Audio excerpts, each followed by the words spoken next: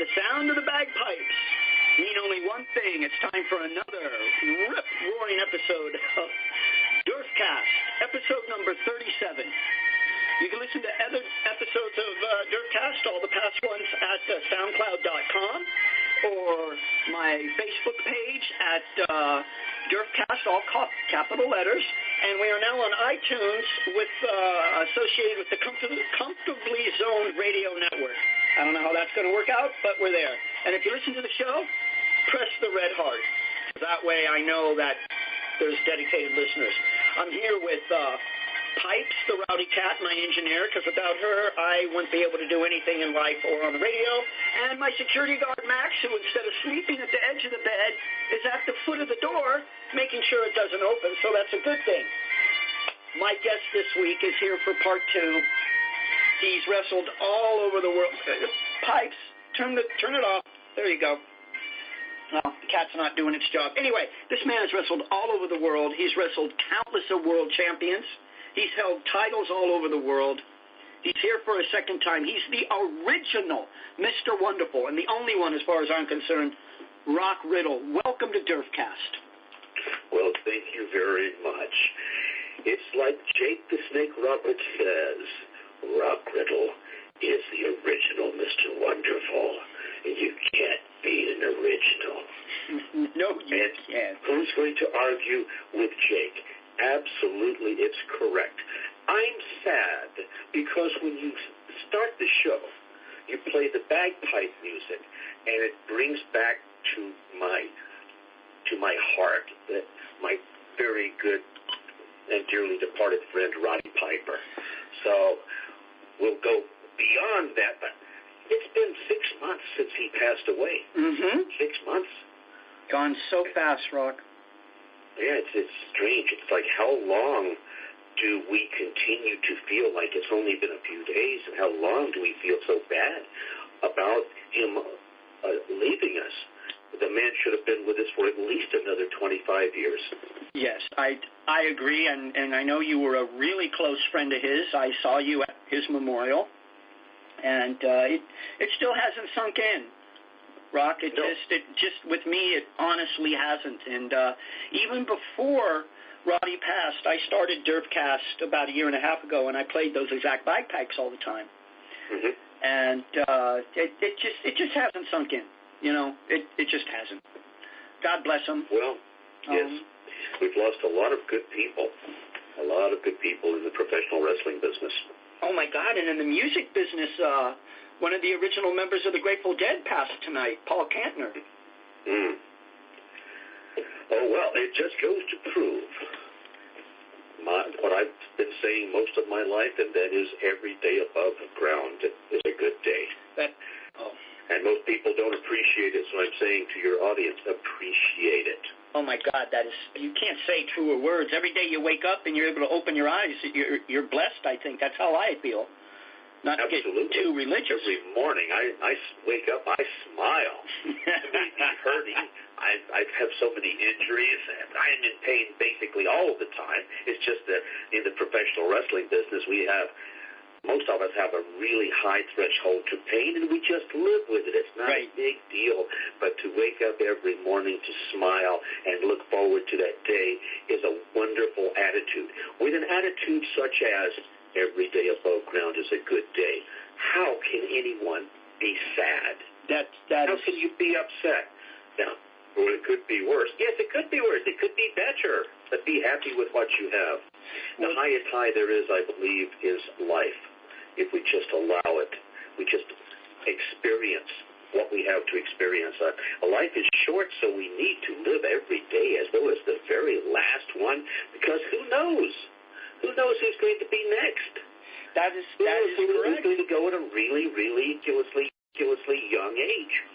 63, very young age, and 61. 61 he was. You know, he very, very young age. You brought up something I want to compare it to. I guess when you wake up in the morning, it's like that football movie North Dallas 40 when Nick Nolte has to like pry himself out of bed. Do you remember that scene? How, you know, he's stiff from playing from football the day before, the night before, or the day before. I mean, you guys have. Oh, go ahead. I think in the professional wrestling business that we enjoy the pain. I'm going to give you that one because I have no knowledge, but you know what? I bet you it's true. Well, let me put it this way. Have you ever gone to the gym and lifted weights and lifted probably more than you should, and you felt sore the next day or the day after? Oh, God, not for 25 years when I fell in love with some big-busted woman. Pardon my sexist rant, but no, not for a long time. But, yes, I remember that next morning, Rock. Oh, God. She wasn't worth it. That is a really good pain. When you work out, you feel the pain. Let's say you're doing curls. You get to the point that you feel that burn. It hurts. That's not the sign to stop. That's the sign to start.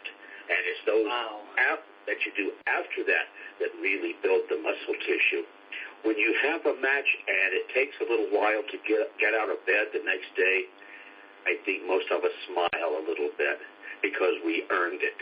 And we put it in the ring, and we showed the people. So it's something to be proud of, I believe. Well, I'm agreeing with you. You know, there's not too many things I'm ever going to disagree with the original Mr. Wonderful Rock Riddle. I'm not. I'm just, I'm not. Great. Let's talk politics then. Okay, who do you want me to vote for? Who was it? Who was it who said this? Was it Mussolini? Was it Stalin? I don't know. But the quote was something like this: "It really doesn't matter how you vote. It matters who counts the votes." There you go. There you go. That's something to think about. Just because I'm paranoid doesn't mean that they're not out to get me. And I'll give you this one, too. Yes, I'm paranoid, but am I paranoid enough? I have never heard that before. You and I were talking before we went on the air. Yes. And about Daniel. Go ahead. About Daniel Bryan coming back, or? Okay, let's talk about that then.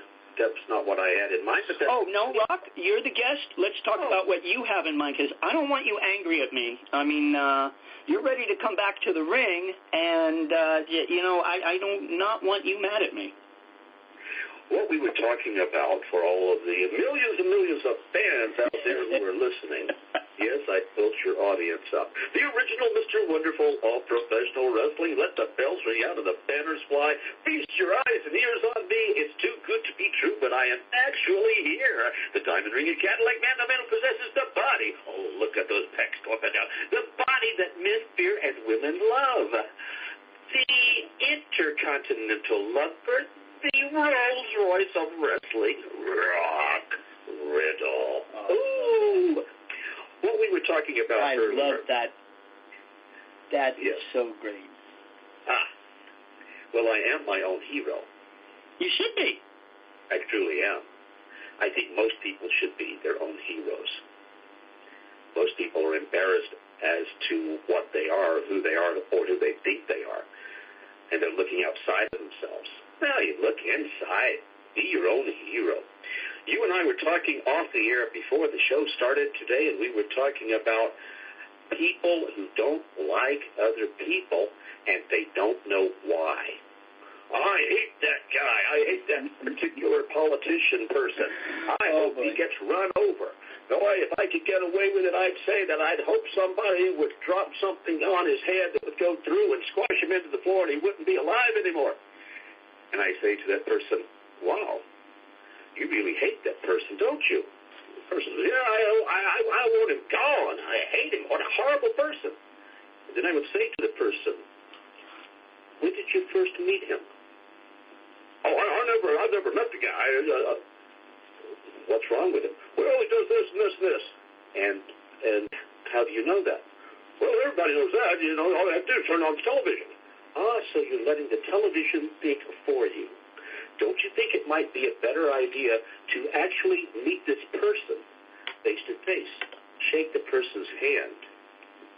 Talk with the person if you have an opportunity for a few minutes and make your own decision. Well, he wants to destroy the whole United States. And really? Ask him. Which broadcast are you listening to that says that? You see, the media tends to think for people. The media, hopefully, in the future, maybe the near future, can be utilized in order to teach people to think for themselves. Once people begin to assume responsibility for themselves, once they begin to think for themselves, everything changes. Governments topple. Everything changes, I believe, for the better. Because, see, I'm not your responsibility. I'm not anyone's responsibility except my own. In college, I went 10 days with zero to eat, nothing. Could I have gone and maybe begged for food or maybe gone to some place, some church or what have you that would give me a handout? Sure, I could have done that. But my attitude was no.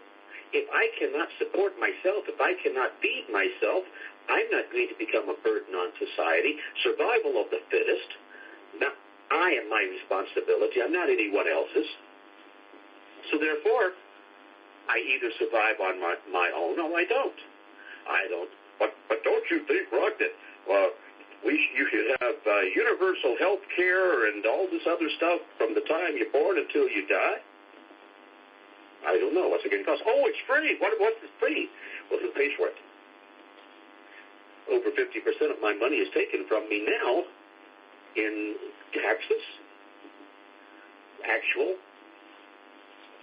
visible, or hidden taxes. If we add everything together, it's going to be considerably over 50%. And what's it used for? It's used for programs with which I disagree.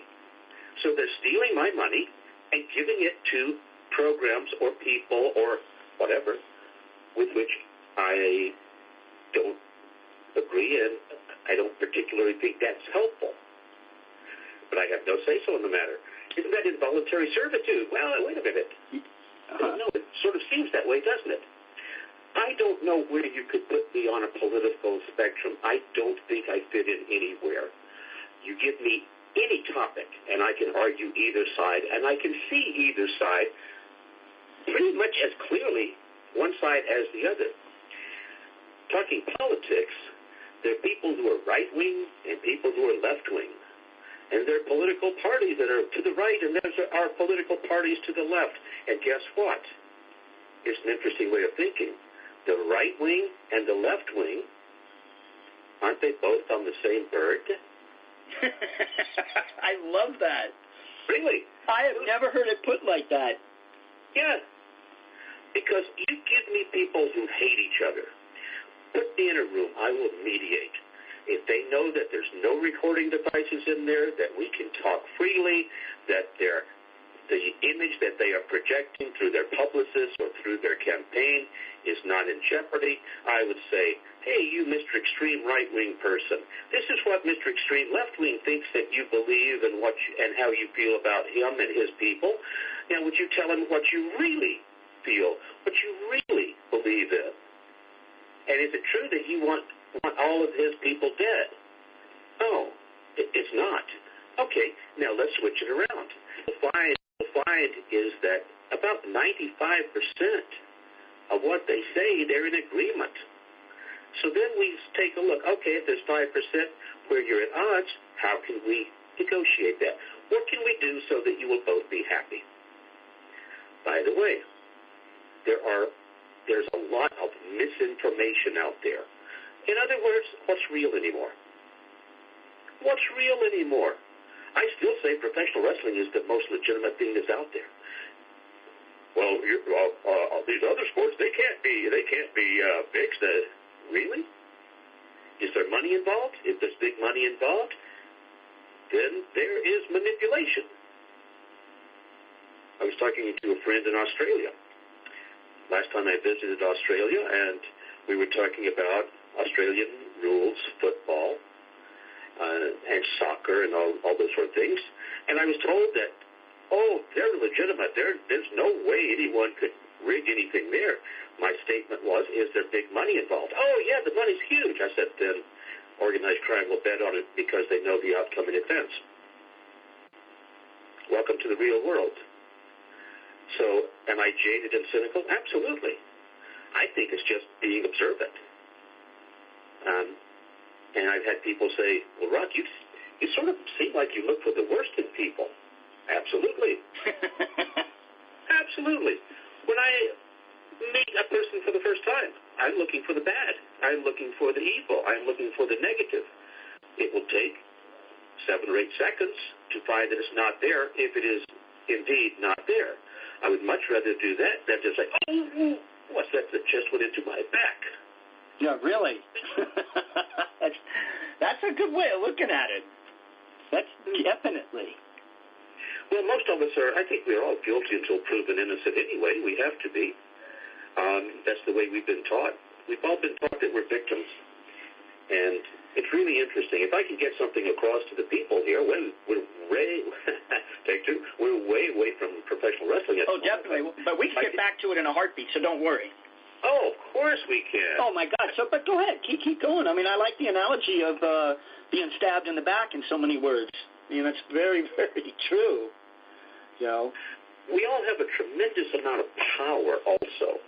Most people have no idea how good they are at whatever they do.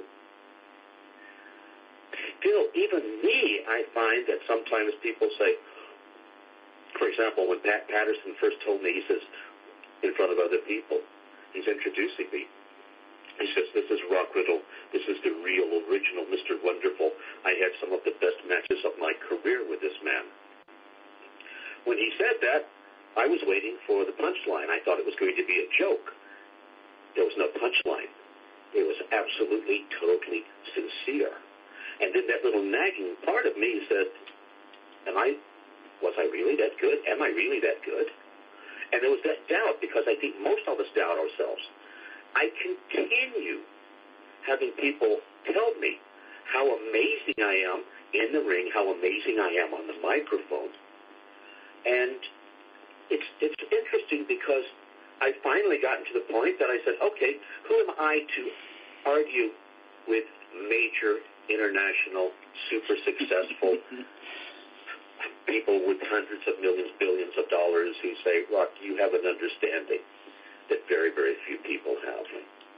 Rock, you have more control than anyone I've ever met in this class, etc. So when I'm doing something, no matter what it is, I don't just do it enough to get by. My philosophy and my truth is, if it can be done better, then it's not good enough. Why do something halfway? Why do like most people do who have jobs? They give just barely enough work so that they don't get fired, and the boss gives them just barely enough money so they won't quit. And then they do the 40-40 game, and that's working 40 years at something they hate, so that they can retire on 40% of the money that they couldn't live on for the first 40 years. Doesn't make a whole lot of sense. No. Okay, here's the philosophy. If this radio show were not fun to me, I would not be doing it. If it's not fun, don't do it. If you don't look forward to every single day doing what you're doing, then stop. I hate my job. Then do something else. Well, I'm this close to retirement. Wait a minute. Did you... No, not. If you hate your job, quit your job. Oh, I don't know if I'd qualify for anything else. Really? Are you that stupid? Do you have?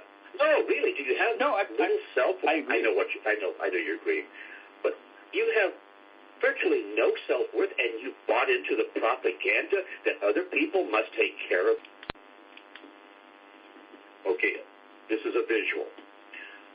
Walking into my room right now, I'm going to let him come to the microphone. There's a 540-pound person. He's doing his best to squeeze through the door right now. But here you are, and he's going to say, it's not my fault to weigh 530 pounds. It's McDonald's fault. And I look at him and say, no, you're wrong. It's your fault. Well, it's glandular. It's a disease. No, it's not a disease. Let me lock you in a back room, feed you 1,000 calories a day, and I promise you, 30 days from now, you will not have gained weight. Now, please. People say, I've been trying to stop smoking for 14 years. You a liar, you haven't. You either stop or you don't. Yeah.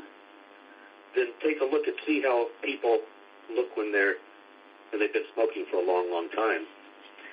When I watched my father die and went into the hospital and saw him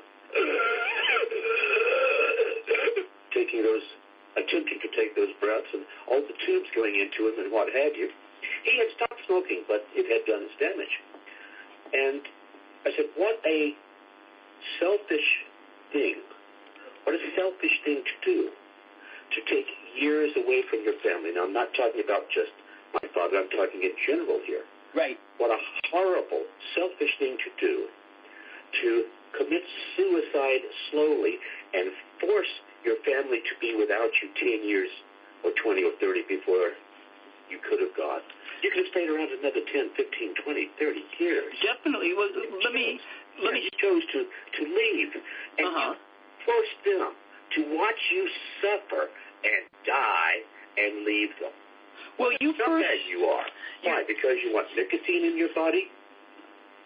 Well, you first brought up something about the media. Tie that together, Rock, because the media plays a big part with the tobacco industry, too, up until, 10 years ago, and you can't have cigarette commercials.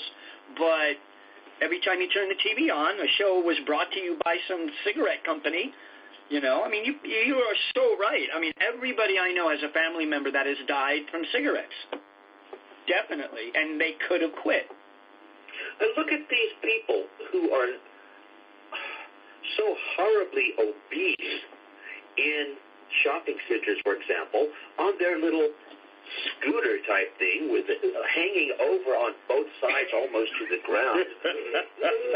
And I shouldn't laugh. I'm sorry. No. Who put them there? They want us to feel sorry for them? Sorry. I don't feel sorry for you. Absolutely do not. Someone who got a leg blown off serving the country, okay, now I'm going to feel for that person, and I'm going to see if they have become a stronger person as a result of that happening. Because everything that's ever happened in our lives, no matter how horrible, no matter how disgusting, no matter how sad, no matter how evil, no matter how wonderful, no matter how joyful, no matter how embarrassing, every single thing that has happened in our lives has brought us to the point that we are now. For me personally, every morning I get up, I look in the mirror, I like the person I see. I know that I would not go back and do a single thing over. I would make the same mistakes. I had to make those mistakes to become who I am. I would go through that heartache, that loss, all of the pain that I think would have killed many people if they were able to go through it. But then again, we all think that we have it tougher than other people until we get to know other people. That's human nature. How tough they are. I think that's human nature, Rock. Everybody thinks that. Your words of wisdom are definitely appreciated by me, and I'm just listening here with all ears. Please go on. I had a couple questions, but I'm enjoying what you're saying because it's inspirational and it's true. Yeah. Hold the questions. Definitely, no problem. We'll get to those. You're talking about people through the media listening and doing what they are told to do, as opposed to thinking for themselves. I just went, when was it, yesterday? Just went to my doctor, checkup. I have an injury. I'm not able to wrestle yet. I should be cleared in about 5 weeks. He's telling me, he's a really good doctor. He says, this is what I suggest you do. I come back to him and I say, that's interesting, but what I'm taking right now, I don't want to take anymore. He says, well, you need to continue taking it. I said, yes, and it's my decision. If I pull myself off of it, I pull myself off of it. Now, what about using L-arginine, an essential amino acid, in combination with its necessary cofactors on an empty stomach to stimulate the pituitary to release its own natural growth hormone in order to combat and help make this injury heal more quickly? He says, hold on. And he went to his computer to look something up. But other people, they would go to the doctor and not ask any questions. Do you have any questions? No, I know your time is really valuable. You've got all the other patients, but thank you very much. Exactly, Rock. Oh, you just hit home. Yeah. What did the doctor say? Nothing. He just gave me the prescription. Well, what are the contraindications? Well, he said there's instructions in there. Why don't you ask the guy? Exactly. Put him on the carpet. Then the assistant, the nurse came in first. And I kidded around with my doctor because it took him, he was 2.5 minutes late with my appointment. I said, do you realize how late you are? You know, another 2.5 minutes I would have begun charging you for my time. So, but that's true. Some people, they'll go to a doctor's office and they'll sit there for an hour and a half, 2 hours. Gee, isn't your time? He had an emergency or it was overbooked. Doesn't matter. I'll tell the people, have the doctor come in at 8:30 instead of 9 in the morning. I'll see him at 8:30. Well, I don't think he'll do. Tell him that's what I want. Otherwise, I'll go to somebody else. It's okay. There's a lot of competition out there. There are a lot of other people who'd like to have my money. I'll walk out of places. I don't care. I don't wait in line well, and I don't have to do this other stuff. I don't have that straitjacket on that the vast majority of people in this country put on willingly. Oh, you're going to protect me? Okay, I'll put the straitjacket on. Now I can't defend myself. That's the idea. Now you're dependent on us. Oh, what's that in my pocket? Those are our hands. We're taking what's left of your money and what's left of your freedoms. Have any objections? Oh, no, sir. No, sir. Please go right ahead. Cut off my hand, too. I don't really need it. Maybe, I'm sure you could use it more than I could. The reality is, each and every one of us is in control of our destiny. Don't buy into any of the propaganda. Cigarette commercials, that's propaganda. All of this stuff is propaganda. The fact that, oh my goodness, let's say we're talking to a group of a certain ethnicity. And we will say, why are you not more successful? They will say, because of the other ethnicity. Really? So you bought into that propaganda that they are holding you back. Have you tried? Well, I looked at a lot of ads and stuff, but nothing. Oh, no. If you take me, Riddle, stop me and hit me over the head with something. Take my, of course, you need a few people to catch me off guard. But do that. Take my wallet, steal my wallet, take my credit cards, throw me in the back of a trunk. Throw me in the trunk of a car. Drive me somewhere. Let me out. Now I have no money. I have no credit cards. I have no identification. I will have a job within 2 days. I'll have a raise within 3 weeks. I'll have a corporate position within, 3-4 months. If I wanted to work for someone else. Otherwise, I would create my own money. Money is easy to create. Oh, he doesn't know how hard it is. Really? Yeah. And we'll talk about a lot of other things, too, like the entertainment industry, because I am a Hollywood publicist, and I'm very, very good. I love marketing people and businesses and whatever I can be passionate about. I must believe in that person, in that business, before I push it, before I go out and market it. As a marketing person, I see all the publicity campaigns, the publicity gimmicks that other people use. And people, I can name people, because I know enough about you just by looking at your Facebook. I can name people that you don't like. I can ask you, sure, and I can ask you why you don't like it. Oh, yes. Well, there's one individual I cannot stand, and yes, you're right. Okay. You're right, but it's not Vince McMahon. Vince is 50% okay in my book now. But you're going to have to pull teeth to get me past 50%. Okay. We're not going to mention any names, but you, having followed professional wrestling for so long, can you not see when people are working you? And for those of you who don't understand that inside wrestling term, putting you on, manipulating you, and enjoying doing it. If I put my Mr. Wonderful robe and my magic sunglasses on, and I'm cocky and condescending and arrogant, and I look down my nose at you, okay, and I get you to really dislike me, that's going to make me money. Yes. And it made me a lot of money in the past doing just that. I agree. I definitely Everyone agree. knows when they see me, they know that that's the real me until they meet me. Because the public image and the person behind it, two different people. Is Mr. Wonderful a part of me? Of course, I created Mr. Wonderful. Big part of me. You cut me, I bleed wrestling.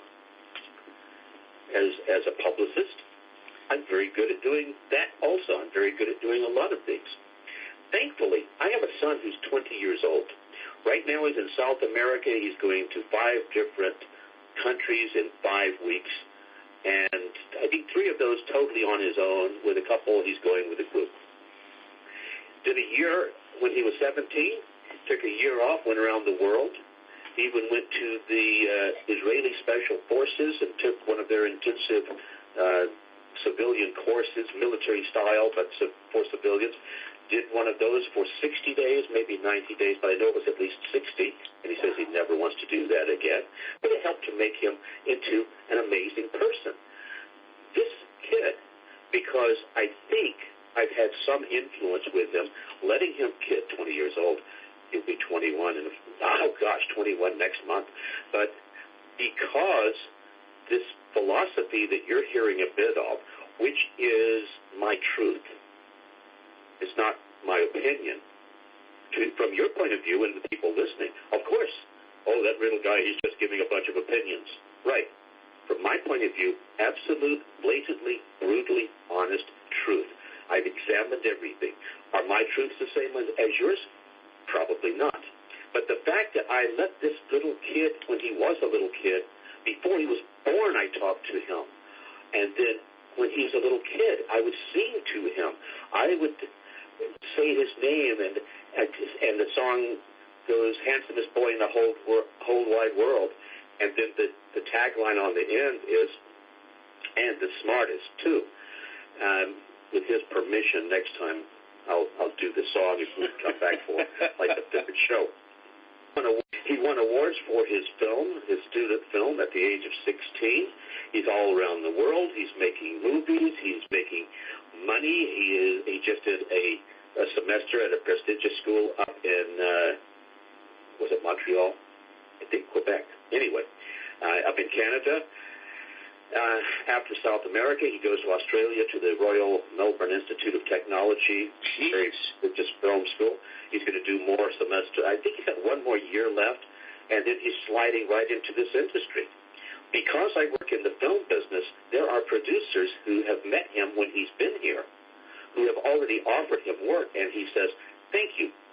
I've got another year to go with my studies before I get my degree." And now he's actually considering would he like to push his college degree 1 year back and do a couple of films for a big production company. Very, very interesting. The reason I brought him up is because he never believed any of this negative garbage. He's a soccer player. He was asked to go on a tour of China as a soccer star. And what is the event that happens once a year, the sort of playoffs with the soccer? World Cup, or that's every 4 years? World Cup. Yeah. World Cup.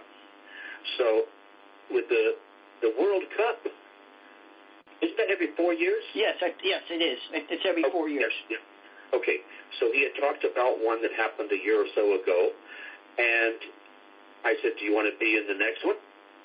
He says, I may. And then I haven't talked to his mom.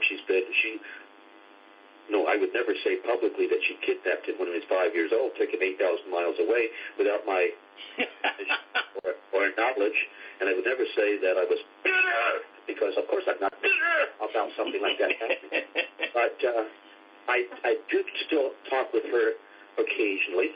By the way, the best relationship is one person on this side of the planet, one person on the other side of the planet. Oh, I agree.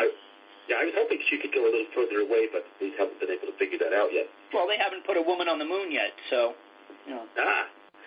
Okay. So Alice never went there. But old reference. Oh, I get that. reference. Bang! To the moon, Alice. There you go. But I remember talking with her on the phone about that, and she says, "Oh, he's had his ankle broken. He had his leg broken. He's sort of a little accident prone, and I don't, you shouldn't talk to him about that because I don't think, he can never make the World Cup." And I said, "How dare you?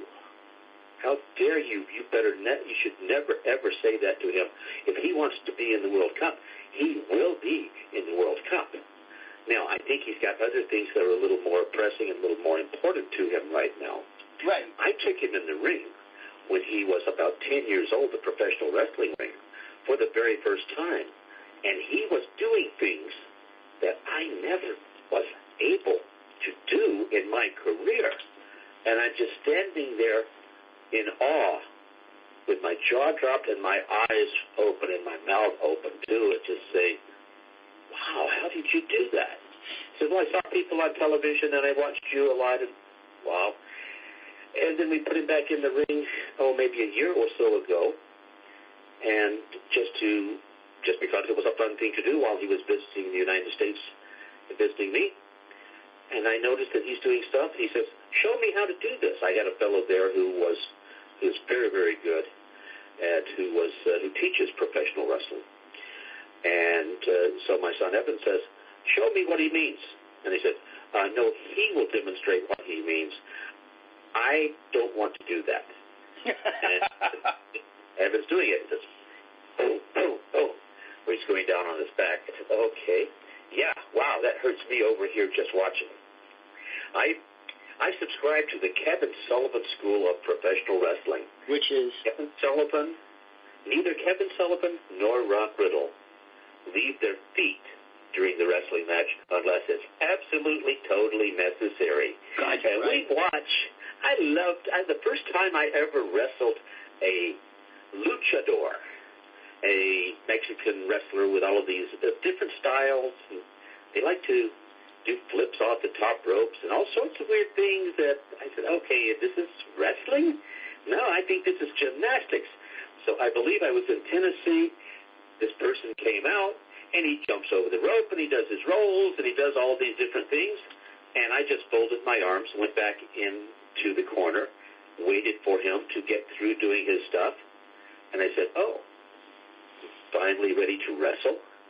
Took him down, held him, wouldn't let him do anything because I could, and because I just found that to be fairly irritating. And the fact I could imagine professional wrestling, and then there's other stuff. I'm a professional wrestler, not a gymnast. Don't want to be. It's the style. It's, Lucha Underground. Every single match, guys are flying through the air, high spot after high spot, but that's what the public wants, Can't argue with it. No, we were watching the 1992 Royal Rumble, and my co-partner, Bob, who sends his regards, Bob of Bob's Radio Cafeteria on YouTube, also has a question for you later, but he brought up something that I wanted to ask you about. He said that Rumble signifies the end of the characters in wrestling because the slow wrestling style type of match, it was over after that Royal Rumble. Shawn Michaels came in. Vince changed the style a slightly bit. It's almost, in other words, what I'm trying to say, Rock, is 1992 Royal Rumble might have been the end of old school. Possibly through the WWE. Oh, yes, that's what I should have said, is what Bob has Bob sees wrestling just as WWE or F, not through all the other promotions around the world. Oh, well, tell him that is not professional wrestling, that's sports entertainment. Unless you ask the people doing it, and then... But I mean that in a respectful way. I'm a sports entertainer. This is not around. I'm a professional wrestler, damn it. But that Royal Rumble just had such big names. We watched it before the Royal Rumble this weekend. There wasn't any comparison at all. It wasn't. And styles changed. Like you grounded that luchador. Good for you. You stuck to your guns. You stuck to what you were brought up to believe was wrestling, and it is. That's what this show's about. Is old school wrestling. You know, well, let me ask you Bob's question. And no disrespect to you, Bob. I know that I might have hurt your feelings just now. I'm sorry. It was all my fault. Bob's question to you is, what did it feel like wrestling Andre the Giant, and what's your favorite or least favorite memory of the matches you've had against him? I have no least favorite memories with Andre or with pretty much anybody else. Most of the people who stepped through those ropes, at least the way they used to be, because I question about some of the young people now who are doing the regional, what they call regional wrestling, and I think they've gotten away from professional wrestling. Well, Andre was a wonderful person. He was a good friend. I always liked him. I respected him, and I think the opposite was true also. And I remember him having me up over his head at one point, and he's looking up at me. He's got me stretched way up over his head. He has his, right thumb in the back of my tights. And as he's holding me up there, he's putting the thumb and the tights down toward my feet, slowly and smiling. And then I'm up in the air. What's that got to be? Oh, my gosh. 9.5 feet above the ground, above the ring, something like that. And I know what he's doing. I'm trying to grab my tights and make sure that he's not going to take my tights off before he dumps me. And then he sort of lets me come down a little bit and then pushes me up into the sky. And I'm thinking, okay, I'm going to hit eventually. I hope I'm going to be okay. I'm going to hit. I'm going a long way. I hope, okay, I hit, and I think I'm still alive.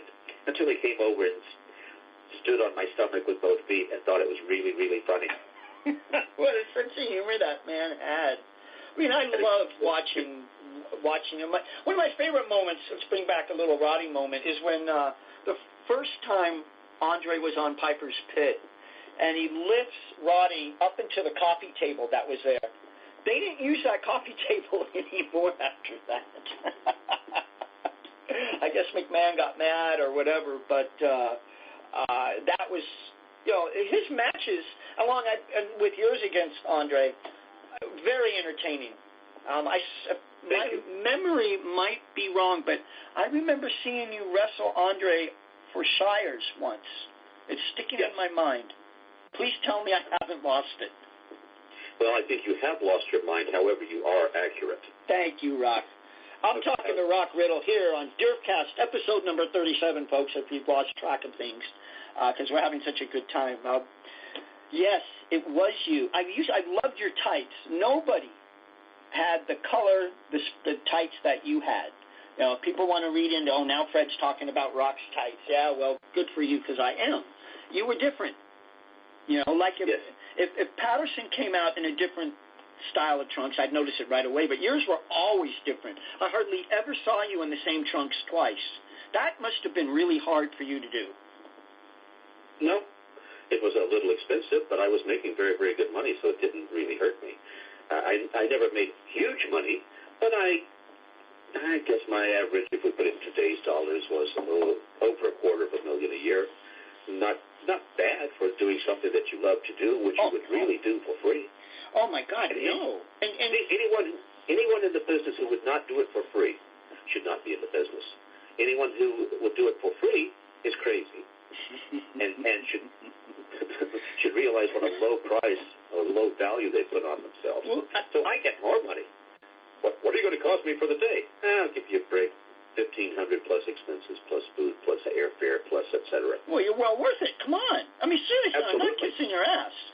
You command attention when you walk in a room. I saw you, and I hate to use Roddy's Memorial as an example, but when you walked into the room, people turned around, saw you, and just gravitated towards you. I was there. I was in the background. I saw this.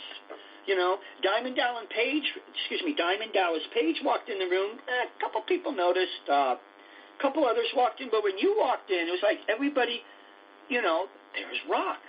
And like a whole, you're well worth the $1,500 a day, let me tell you. Because 15.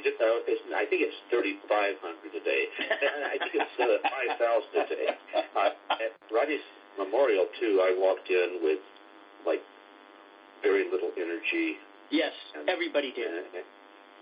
So if you take a look at me, there were pictures that were taken on their version of the red carpet there with the media wall, Right. And then when you ended up... If you see that, you'll see that the face is the mouth is a little bit smiling, but the eyes are very sad. Yes, everybody was. And as you walked into that media, the walls, Mike Lano had taped over pictures of Roddy's career, over all the comics pictures, because it was at the Comedy Store. And as you walked straight in and got right to the end, before you made the right turn and then a quick left into the room, I had set up my collection or memorabilia. And you were so, again, I'm not kissing your ass, Rock. You were perfect. You looked at the memorabilia, you looked at me, and you offered your hand first. I said, thank you for showing up, Mr. Riddle. And you said, you're welcome, and it's a sad occasion. And you said, I'm going to go inside. And you were it was done perfect, And the people that had the most energy at that memorial were Roddy's wife and the kids. And that's the truth. And, of course, Gene LaBelle. Gene LaBelle had a lot of energy.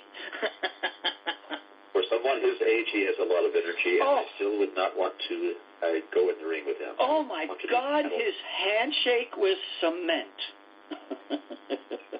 With me, it was nice and easy, but that's the working, out of respect. Right, And him and his wife were a hoot to talk with. Anyway, enough of that. But I have some questions about wrestling for you here that I didn't ask you in the last show. You must have wrestled with or tagged or against Dory and Terry Funk. Wrestled Terry Funk many, many times. I'm not sure about Dory. See, with my career, I, like most of us, we did not know who we were going to wrestle beforehand. A lot of times I'm going toward the ring, and I see the other person coming from the other end of the arena, from the other dressing room at the opposite end. That's the first time I see the person. Damn. I wrestled so many, probably 1,000 people. Many times. But the situation is, it wasn't a big deal for us. We're going in, we're wrestling, we leave, go home, do whatever we're going to do. And we didn't realize how extraordinarily important what we were doing was and would be. I believe it was Terry Funk who years ago said, he was the only person who saw it and predicted it, and he was absolutely right. He says, someday, you mark my words, we're going to be like rock stars. And people looked at him like, we're glad you think that, Mr. Terry, and pat him on the back a little bit. But it's absolutely true. Oh, my God, is it true? I'll give you an example. I don't know if I said this on the last show or not. I've done other people's shows. Say it again. I don't care if you did say it. You're the... Okay, we'll say it again. I had someone, I don't know, must have been a couple of years ago. Time runs together for me. I can't, unless I have it written down and can go back to the computer. I can't tell you a lot of times whether it was 1 year or 6 years. But I think about a couple of years ago, I had someone ask me if I had ever wrestled Jimmy Superfly Snuka. And my response was, I've wrestled hundreds and hundreds and hundreds of people. I don't remember a lot of them. A lot of them I never knew their names. I know thousands of people whose names I don't know from the wrestling business, from the entertainment industry. But I think with Snuka, since he was so big that if I had wrestled him, I would have remembered. So if I have to give you a yes or no, I'm going to be careful and say no. 3 weeks later at my office, I got a delivery. It was a DVD. It was Riddle versus Jimmy Snuka. Cool. So I still don't. I said, oh, okay. And I watched it, and I said, that's me. That's Snuka. That's Snuka coming off the top rope on me. That's all right. I don't know I vaguely remember now that body coming down from such a height on me, but I don't remember whether I wrestled him more than once, whether I wrestled, or that was the one and only time. Mm-hmm. Most likely now, I would say, probably wrestled him 8 or 10, 12 times. I don't remember. Well, the wrestlers I vividly remember because I was brought up on Shires and saw films from LaBelle Promotion. And I wish I would. Now, you wrestled for Don Owens, right? Of course you did. I did not. Oh, God, you have my foot in my mouth. That's why I never saw you. Go ahead. I've been hitting the head a couple times myself, so excuse me for that. But let me go back to it. The 3 people I've seen you wrestle, and definitely, it's like it's yesterday, Rocky Johnson, the Soul Man, Pat Patterson, and Lonnie Main. And I loved you in those matches. Thank you. It was when Hank Renner would start the show, you'd get the patriotic music, dun dun dun dun dun dun, you know, dun dun dun dun dun dun dun dun dun dun, and then Hank Renner would come on and say, "Welcome to Big Time Wrestling. Hey, have we got some main events for you? Let's go to the board to Miss Wrestling. Should be there, you know." And that's the only time my dad and I ever watched wrestling. He'd watch. Come in the front room for the first 10 seconds of wrestling because Miss Wrestling would show her big tits and then he'd leave, Okay, I don't want to watch it no more, But when the board would show you against Moondog Maine or Pat Patterson or Rocky Johnson, I enjoyed it. I was happy to see that. I'd call my mom, "Hey, Mom, Rocky's on. And she'd go, "Rocky Johnson?" I go, "No, Rock Riddle." And she'd go, "It's Rock Riddle, Freddie." Because she corrected me on the name. She was worried that I wasn't reading words right when I was younger. So, but that's a true story. I don't have to correct you and say there's no Y on the end of my name. But that's true. That's a true story. My mom would correct me because she liked your tights too, I ran in the family, so there's my feminine side. But you always had an interesting ring get up, and it was always fun. Well, let me tell you about that. I got interested in professional wrestling when I was 13 years old, when I first saw my very first match. At the age of 16, I said, I'm going to become a professional wrestler. And at the age of 20, I was. Wow. During that time, I had this thought. If I am sitting at front row ringside, and I can watch the ultimate, most amazing bad guy wrestler, since I was attracted to the bad guys, who would that person be? How would that person dress? What would be that person's attitude? How would he come into the ring, etc.? So I took little teeny bits from different people that I thought was really amazing, and I put a lot of me in there, and I created Mr. Wonderful Rock Riddle. I created the person whom I admired most. I was always my own biggest fan, and my only regret that I had in the business was that I was not able to sit front row ringside and watch myself in the ring. Yeah. Well, it's funny. There was another wrestler that wrestled for Shires and a lot more in Portland, I think, Beauregard. And he reminded me of you a little bit, but I enjoyed you way better. And he had a cult following. I think he put out a 45 record. He was more followed in Portland than he was here. But they'd always show your picture of the Cow Palace of you with the sports car and the woman next to you, or you on the beach with the heavyweight title, which we talked about before. And but yes, I'm just enjoying you so much on the show. Thank you for showing up. And absolutely. I have another couple wrestling questions that I didn't ask last time. What did you think of Vern Gagne? What was your opinion of him as a promoter and a wrestler? I liked him as a person. I liked him as a promoter.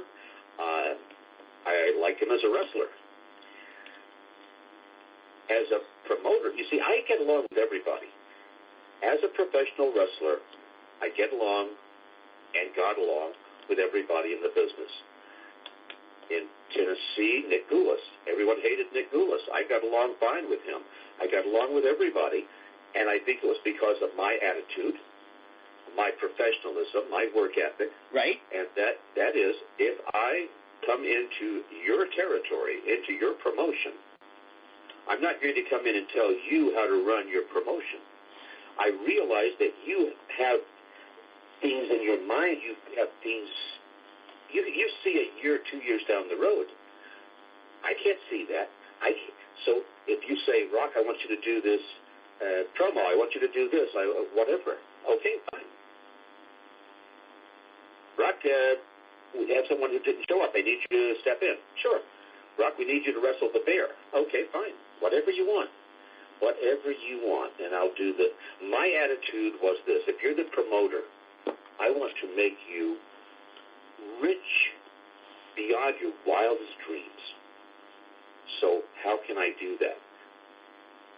You want an opinion, Mr. Promoter? You ask for an opinion, I'll give you an opinion. Otherwise, I'm working for you. It's like in the entertainment industry, if you are the producer. If you're the producer and you hire me to bring a character to life on the screen, I'm not going to question you because I've read the script maybe a few times, but you've been with this for most likely years, and you've gone through that script hundreds and hundreds and hundreds of times. You know the character a whole heck of a lot better than I know the character. You know what's changed that I don't know. You say, okay, Rock, this person is a troubled individual. Show that. All right, fine. Tell me what you want. I will do it. Direct me. I will do it. I'm not there to make myself look good. I'm there to make the film make money. So that's always been my attitude. Well, you were indispensable is what you were saying. You made yourself indispensable, and you didn't have an ego, and you did what was right for the promoter, which meant your pockets were made right also most of the time, I bet. Yeah, I have a massive ego, but not in the dressing room. not to the person who gives me the money. Gotcha. I understand. Let me throw a couple more names at you. Fritz von Erich. I liked it.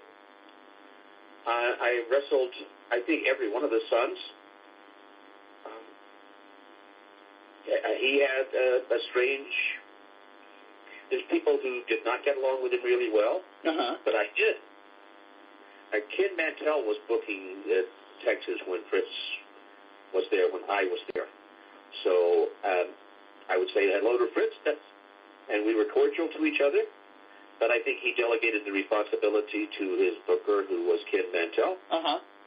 And Ken would say, okay, Rock, this is what we need. Fine. Got you. Wait, let me segue earlier into when we have the Jackie Gleason reference. Somebody you had wrestled, Jackie punched him in a ring in Florida. And that's Harley Race. They did a quick angle for some reason. I'm trying to find out information on that. One of these days I will. But it was just an angle where Jackie was introduced and Race was in the ring, and Race took a punch from the Great One. And what better person to be punched by, huh? You know? Harley Race, great guy. Oh. I had the opportunity to wrestle him many times. Please tell us. I have wrestled like a who's who of the legends. Oh, yes, you have. I mean, I bet you've wrestled at least 20 world champions, at least. That's on the lead. You know, but tell a Harley Race story. I mean, I think the toughest wrestler in the world ever. You know, he had that horrible automobile accident. Well, Flair had the plane accident, but Race was way tougher than Flair. You know, nobody messed with Harley Race. Absolutely. All right, I'm in the dressing room, and I think it's my first night in working with for Bert Gagne's organization, American Wrestling Association. I am in Chicago's International Amphitheater. And so after I meet the boys, so to speak, Harley Race says basically, where are you working tomorrow night? Whatever it was. And I whatever the town was, I told him. He says, yeah, me too, you got a ride. You need a ride, kid. Wow. I thought that was really nice of him. But then when I looked around, there were people who were like looking away intentionally and smiling and what have you. So I said, ooh, this is interesting. I drive myself. I was a loner. It was very seldom that I would have people ride with me. But the people I did have ride with me were pretty amazing people, like Kazura Vasiri, the Iron Sheik, and Hugo Babich, various people I would allow to ride with me. But I like to have my little car, my little green Carmen Ghia. I like to drive that. I like to be in control. I don't like to wait for other people. If they want to stop and eat and I don't, I hate Right. You had your to do that. routine. I like to be in control. Right, you had your routine. So, yeah. Yeah. So did you I take... was told afterward that Harley Race had this particular car, and if I went back through my notes, I could dig it up and tell you what kind of a car Oh, it yeah, was. yeah. But it was a very, very, very fast car. And Harley had a way of getting the newer guys to... He would show them what a nice guy he was by offering them a ride. But Harley didn't drive the speed limit. No. He didn't even just drive twice the speed limit. He would be, so I'm told, he would be sometimes doing 180 miles an hour, go over a little hill, become airborne, laugh hysterically because of the person who is urinating on himself in the, metaphorically speaking, in the passenger seat, and screaming, "Help, please let me out." And that was just one of the ribs that Well, yeah, he had Harley used to like to do. He had that horrible automobile accident back in the early 60s, if I'm not mistaken, where he was almost killed, told he'd never, ever even approach anything like walking normal again. So I guess he had that bulletproof mentality afterwards. That's what I've read. Right. Sort of like Ric Flair after that plane crash. Absolutely. You have doctors who say you will never walk again, you will certainly never wrestle again, and the wrestlers look at them and just smile.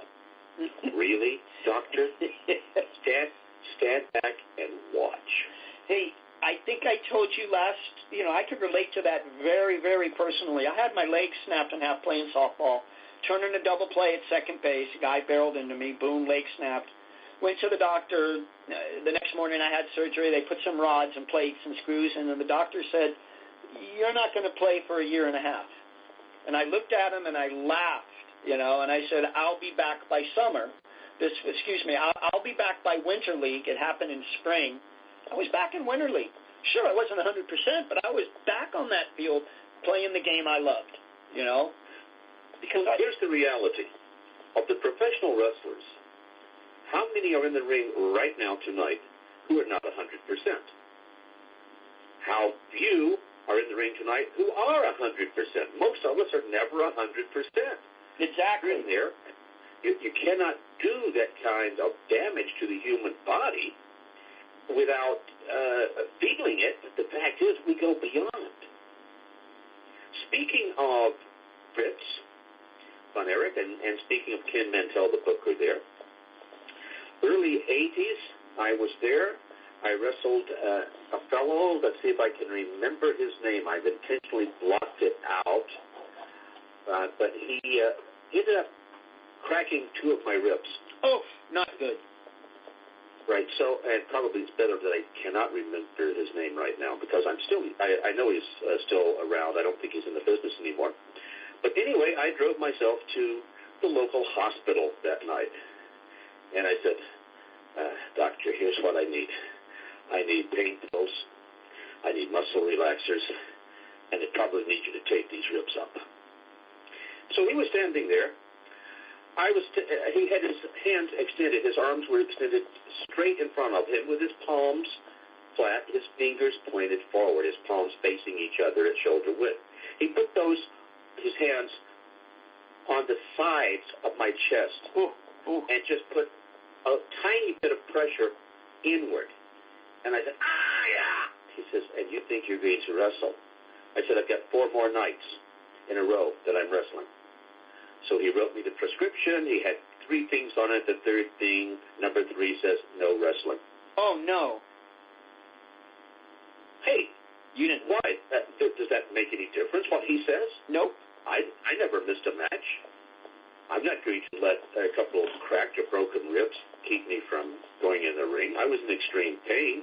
The pain pills so-called pain pills he gave me had like no effect. I said, maybe they're placebos, I don't know. But I couldn't tell any difference at all. So I just went through, I worked through the pain. I was back on a flight. I was in there for, I think, 3 weeks, and these were the last 4 or 5. I think it was 5, actually, 5 days that I wrestled with cracked ribs. Then I got on the plane, and I went back. But that's just a work ethic. And now you have people say, oh, I have an ingrown toenail, and so I can't work now. I can't wrestle. Right. Really? Time to change. To be in this business. Right. I so agree. I mean, yeah, rehab and pain control is a matter of what's in your mind. I told myself I'm coming back. You know, the doctor said get yourself a stationary bike and pedal for 3 times a day, a half hour. I think I pedaled 5 hours a day for 3 straight weeks, and the pain. All I saw was a bat and a glove, Rock. You know, that's what kept me going. So with you saw the ring, you saw your buddies, you saw your profession. You know, I'm not trying to compare myself in any, major way, but yeah, it's all in your mind. You know, right? You know, another wrestler I didn't ask you about last show, Ray Stevens. You have any stories of him or about your times in the ring with him? When I got into I think I was just getting into the business. I'd only been in it for a short time when I ran into him, and I think I met him up in San Francisco area for Roy Shire's NWA promotion. I talked with him a little bit.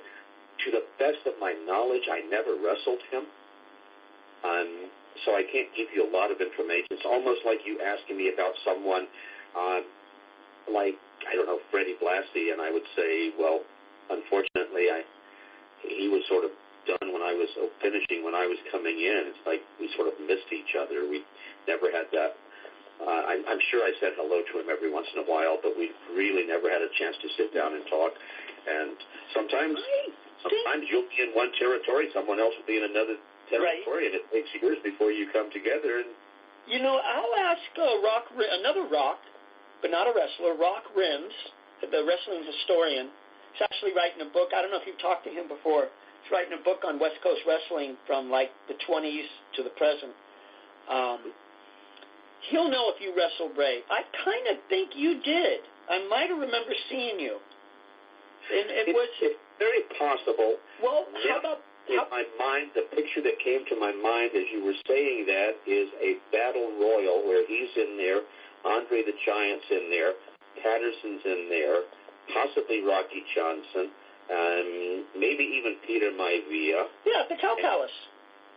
It's very possible I wrestled in a battle royal against him. I don't think that I ever wrestled him one-on-one. I may have. Again, I wrestled so many people. Yeah, well, that's fair to say. That's a fair assumption. I've run into people recently over the last 5-6 years whom I have not seen for many, many years, and I would say, did we ever wrestle? Did we ever work? And they'll say, gee, I don't remember. We very possibly. And we really don't remember. Yeah. Oh, that's totally understandable. The Sheik. I don't think I asked you that last time, or I might have. That's kind of like a standard DERFCAST question. I always get the Sheik in there, the original Ed Farhat. I talked with him on the phone. I'm sure I was in dressing rooms with him, but beyond that, I can't tell you anything. Got you. Well, here's a question I bet somebody hasn't asked you for a while. You ever have a hardcore match? Was that ever your style, or did you ever was told by the promoter, you got to bleed hard way, or because I never saw a picture of you with blood. Oh yeah, I have over 100 scars on my face. My eyebrow split. There's a split. If you look closely, you'll see a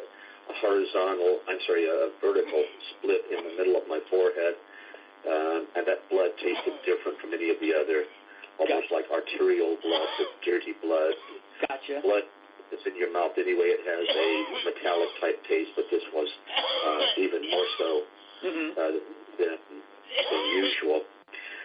And also, when you talk about what you just said, now this may sound contradictory to what I've said already in this program, but you said Did a promoter ever say, hey, go out there, we're going to do a hard way, etc.?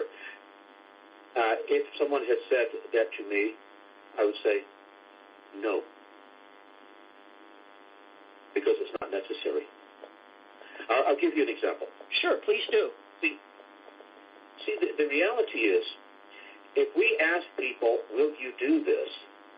Can you be here next week? And they say, well, I'll try. Then the response is, we will miss you, because that's them saying they're not going to be there. Commitment.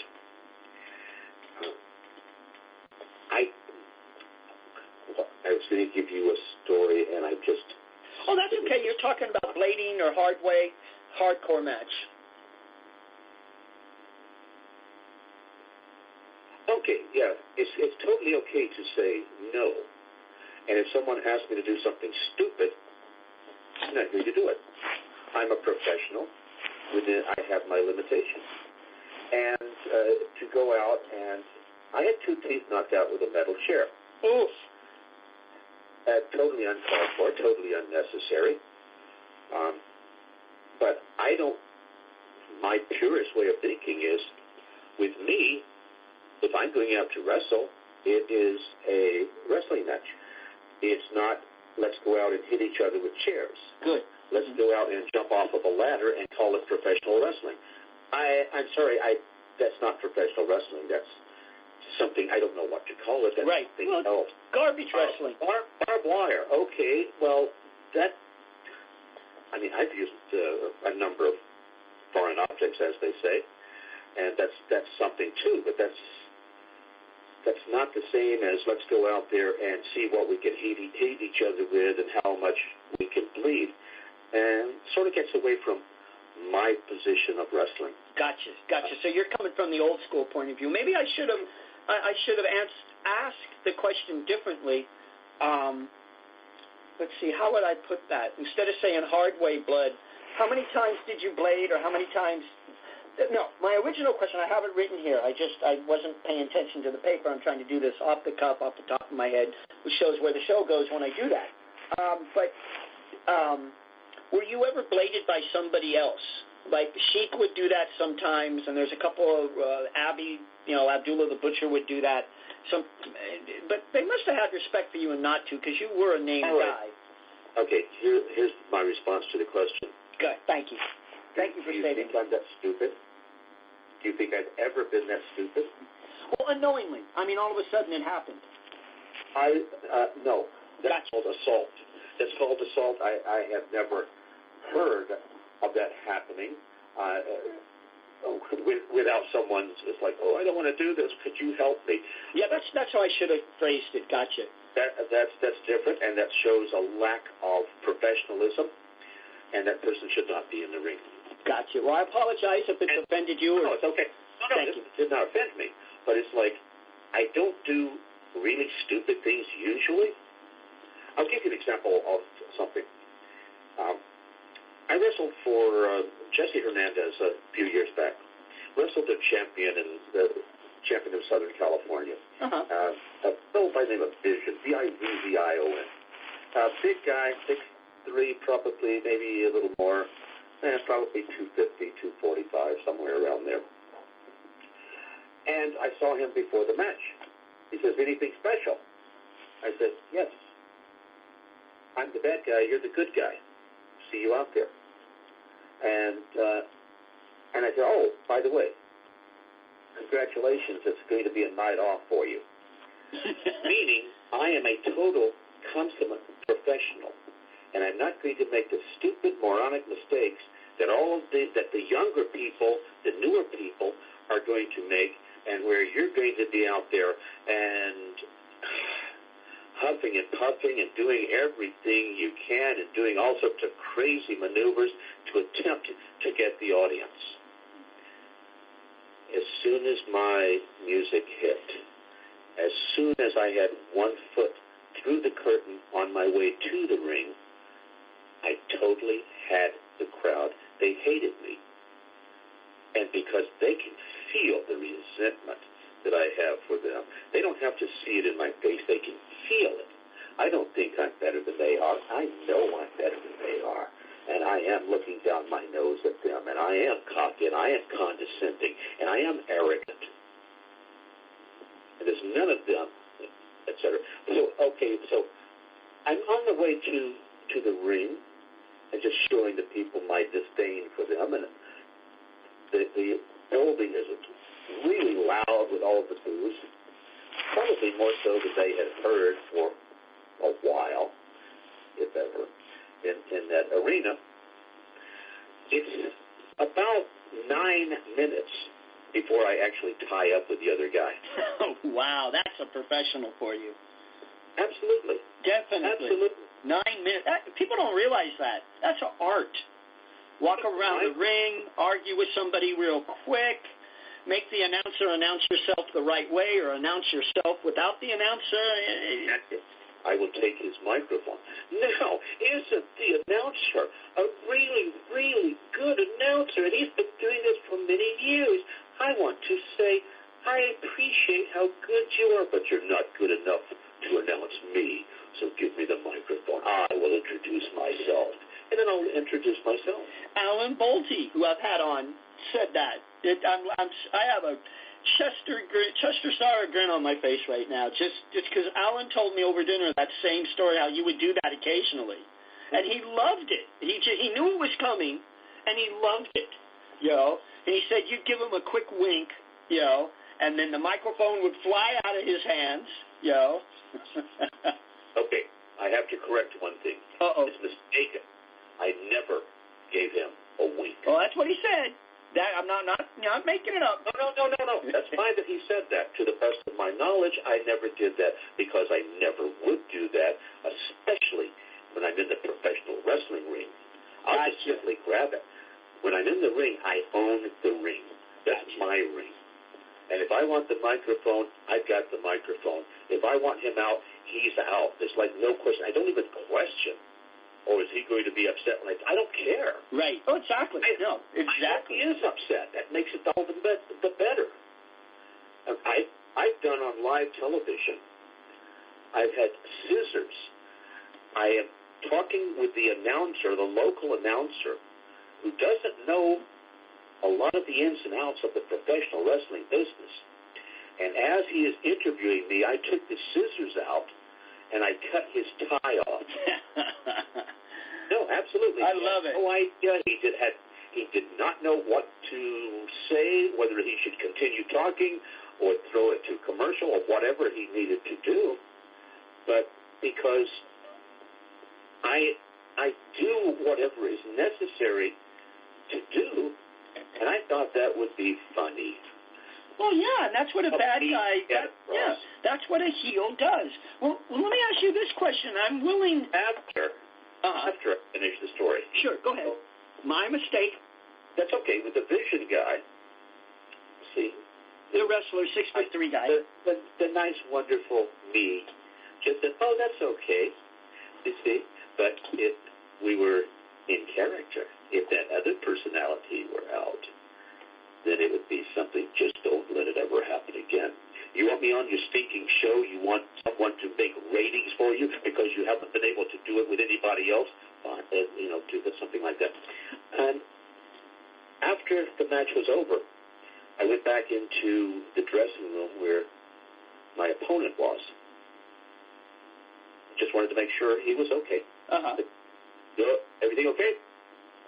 And he just stared at me. I said, you okay? He said, that was amazing. Let's see if I can find a different voice. That was amazing. Yeah, that's what it's supposed to be. But we didn't do anything. Was his comment. I said, of course not.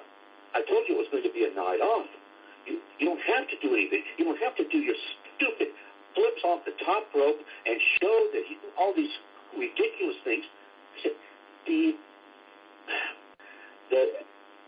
the mentality, the intent, the objective, that's the word I was looking for, sleep deprivation. What I'm doing your show anyway, the objective is for us to tear the roof off of that building. Did we not have them from like 8.5 minutes before we tied up? Yes. Did we not have them throughout the entire match? Yes. Did we not have the most noise, the most crowd reaction of any match out there? Yes. Your job was done. You did it. People don't realize that. I mean, I'd rather see, believe me, and I'm just not saying it because you're on the show, I would rather see that match, that tape of your match, than anything Monday Night Raw right now has to offer, because that's real old school wrestling. Good guy, heel doing everything to piss people off with the least amount of energy taken, and it's so missing, but it's still there for people to see, you know? I mean, the independents, that's where you see that occasionally, especially when you're on. So that's, I'm glad to hear you're back in the ring in, what is it, 5 weeks? Well, hopefully I will be cleared in 5 weeks. We're going to run some tests, make sure. The most important thing is me staying around, me keeping this body going and this heart pumping for as long as possible. And so I'm not going to risk my life. I don't think I will. No. However, I did ask the doctor yesterday, I said, if I were to do it now, just go back into the ring and not take this medication anymore, what are the odds that I will die as a result? What did he say? Well, I don't know. I said, okay, I'll ask the specialist. Go to a specialist next week. And because he says, why do you ask? I said, because it depends on what the odds are as to whether I will take myself off this medication and go back 100% anyway. If the odds are, oh gosh, it's like 1 in 2, you're going to die, I said, okay, then I don't do it. 1,000 to 1. I'll probably take those odds. I'd take those odds anyway. Yeah, I would. We'd never know what's going to happen. Never know. Never know. Gotcha. So anyway, I had some people who were at that particular match and others who had never seen me wrestle before, like the people who own my office building where I have my Hollywood Success Marketing and Public Relations business, HollywoodSuccess.com. For success in Hollywood, it's HollywoodSuccess.com. But one of the owners was there, and he was taking pictures.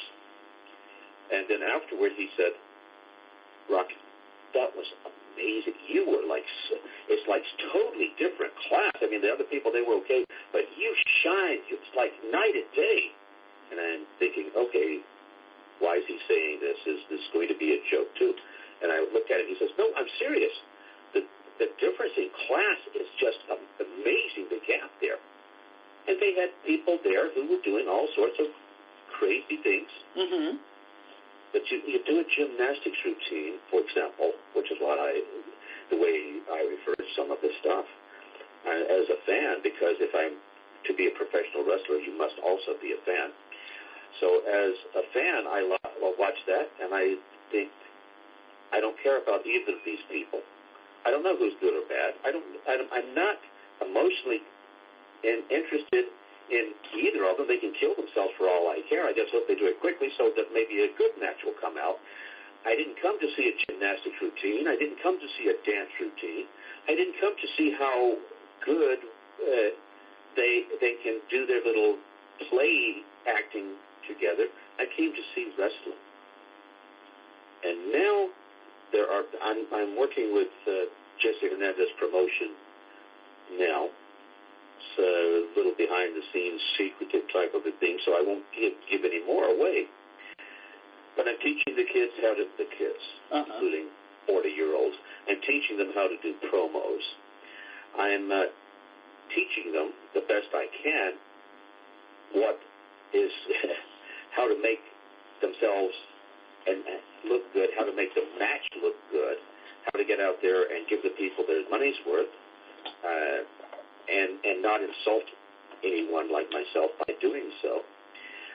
So I hear people talking, and they said, oh, we're going to do all this and this and this and this and this. I said, when are you on? He said, well, we're right before the intermission. I said, so that's probably a match that would go between 10 and 15 minutes. They said, yeah. I said, well, you need about 2 hours to do what you've been talking about. Sorry. You go out there and you start doing what you think will make people impressed, and the audience sits and watches you. Now what do? Oh, you do it faster. I see. So it's not working, so you speed it up. You idiots, you. That's why I plan nothing, because the audience tells me what to do. Yeah, you had a feel for that. The audience. You were taught that by the old timers and just watching. No one. I taught myself. That's why I said, before I opened my mouth for the second time, you watched, you saw what the old timers did, and today it's just horrible. But I wanted to ask you last time and I didn't. Were you ever a good guy anywhere you've wrestled? No. I knew it. I was right. Someone else told me, no, Rock had to be a good guy at one point. I didn't think so. I'm right. I'm happy. I'm a natural heel, a natural bad guy. And that's the most fun. It's the only thing I would ever want to do. And I can give you an example. I don't know if we talked about Dandy Jack Donovan last time or not. No, please do. Wonderful, beautiful man, Dandy Jack Donovan. Incredibly gifted professional wrestler. I believe we were somewhere in Alabama. We're sitting in the dressing room. I think it was Rocky McGuire, who was a promoter working with Lee Fields out of Mobile, Alabama, the National Wrestling Alliance organization there, that went into Mississippi, Alabama, Florida. Seems like it went a little bit further than that. But Rocky McGuire came into the dressing room and he says, all right, you guys, you're on third. I said, oh, who are we wrestling? He says, each other. And we said, no, really, who are we wrestling? And Rocky says, you're wrestling each other. Dandy Jack Donovan says, yeah, but Rocky, we're both bad guys. What are we going to do? Rocky says, figure it out. And left the room. Dandy Jack looked at me and he said, Rock, I gotta have the people against me. I've got to be the bad guy. I've got to have them booing me. I put a lot of time into that. I know you are too, but we need to make that happen. Can you do that? I said, sure. It's not a big deal. I said, well, Jack, what about this? You want to be assured of the people hating you so you can continue. All right. Suppose when we go out tonight, just before I totally remove my robe, you attack me. Right as the bell is about to ring, just attack me. I said, then the people will definitely hate you. He said, yeah, that's a great idea. And then he looked at me like, is there anything else? Is there any reason that you're saying that you're not telling me, you're not verbalizing? Because it looks like you got a little bit of a smile. It's like you're almost smiling, but not quite, and you're not going to try to fool me, are you? That was sort of the look he gave me. And I said, Jack, it's not a big deal. I don't really care. It's a payday. You and I should have a fantastic match because we're both extraordinarily good, extraordinarily talented, very evenly matched. He says, well, thank you. I said, you're welcome. So I guess it's good that we're going to be able to wrestle each other. We never have before. First time, fantastic. So we went out to the ring. Two bad guys. Right as the bell is ringing, I'm taking my robe off, and he attacks me. And I run.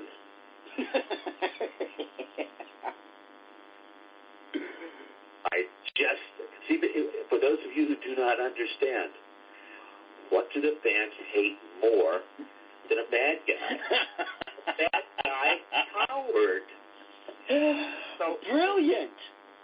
Thank you. As I went out of the ropes, under the ropes, out of the ring, I turned around and people are booing me. And Jack has such a horrible look on his face. and under his breath, I can almost hear. He can't do it loudly enough for me to hear outside the ring, but I see what he's saying.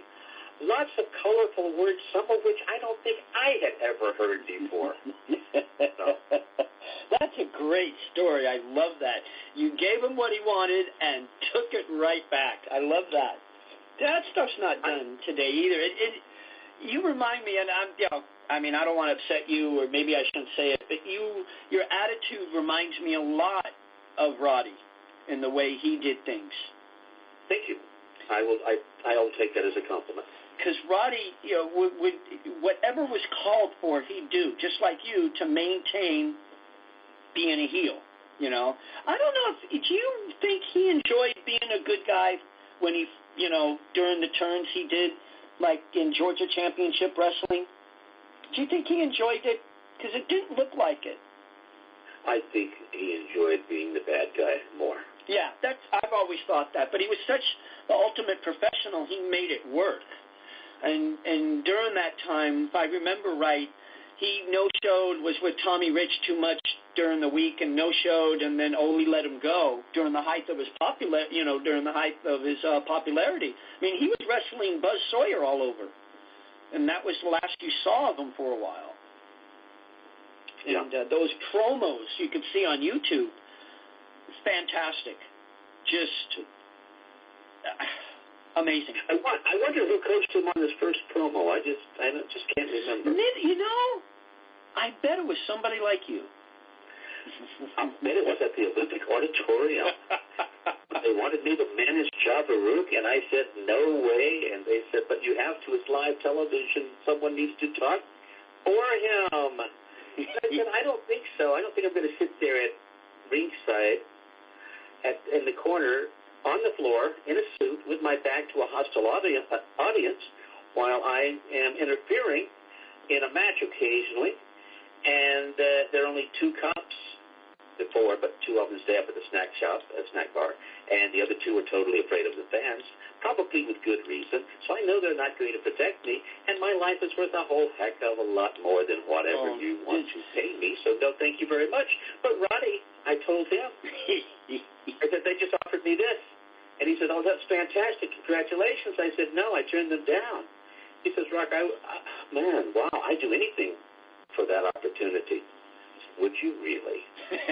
The gears started turning really quick. Because here's the opportunity. I'm going to go back to Leo Garibaldi and suggest to him that you do it.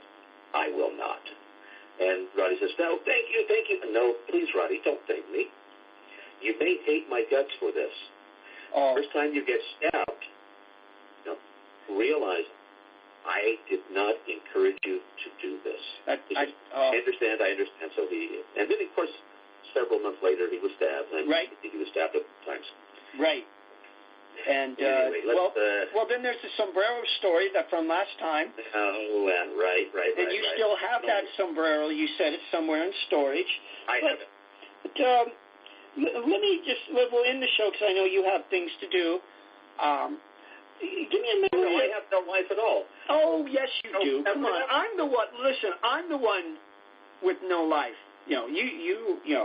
But in all honesty, I'd love to hear something about Lonnie other than how nice of a guy he was. You have any type of a ring story, like, anything about Lonnie Main? Yes, but I'm not going to tell you out of respect for his son. Okay, Sean. Gotcha. Sean's a good guy, and he probably doesn't know every story. Oh, okay. Well, it doesn't have to be something like that in the ring. Something in the Okay, instead of that, let me ask you this question. We talked about Moondog. This is a question I've been asking the last 3 wrestlers, except Johnny Mantell. He didn't, I didn't ask him this. I should have. It's a great question. Has a fan ever come in the ring while you were wrestling, and what happened to that fan? Yes, and they carried the fan out. Gotcha. It happened more than once. You step into my ring, I have no choice. Now, in the ring, I'm going to taunt people. I'll hold the ropes open, but if they're stupid enough to step in there, I have no choice. I must hurt them, and I must hurt them quickly. Yes. Not personal, it's protecting the business. Oh, both ways. Also, that the promotion does not have security that they should have there. Exactly. Well, I asked that question of each wrestler, and everybody's had the same same story. Somebody jumped in the ring and they were carried out. And Billy Superstar Graham tells the best stories. I don't know why it happened to him so many times, but he's told about, I think I've heard 4 different times of 4 different places where it's happened with him. So, but, and yeah, what kind of an idiot wants to jump in the ring? Well, somebody that's inebriated and says to their girlfriend, I can do what they can do, watch, and it never happens. It never happens. Some people take it so extraordinarily seriously. That's when you're doing your job. We don't have so many riots anymore, as far as I know, in this business. And I am amazed when I go somewhere, and I will tell the promotion, I will say, where's your security? We don't need security. It's not like it was in your day, Rock. Really? You mean to tell me you don't think I can go out and cause a riot? I can absolutely go out and cause a riot. Well, people don't take it totally seriously. So they will with me. It's just like Johnny Valentine said, the late, great Johnny Valentine. He says, I may not be able to convince you that wrestling is real, but by God, I can convince you that I am. I love that saying. Roddy used to say that all the time, too, from Johnny. Me. Yeah, I'm in the ring. That's my home. If that's not your home, you come in there, you're not going to last very long. So you actually took care of a fan or 2 in your career? I had no choice. Gotcha. Could you give some details of where it was? Not exactly what you did or anything. Did it ever happen at the Cow Palace? At the Cow Palace.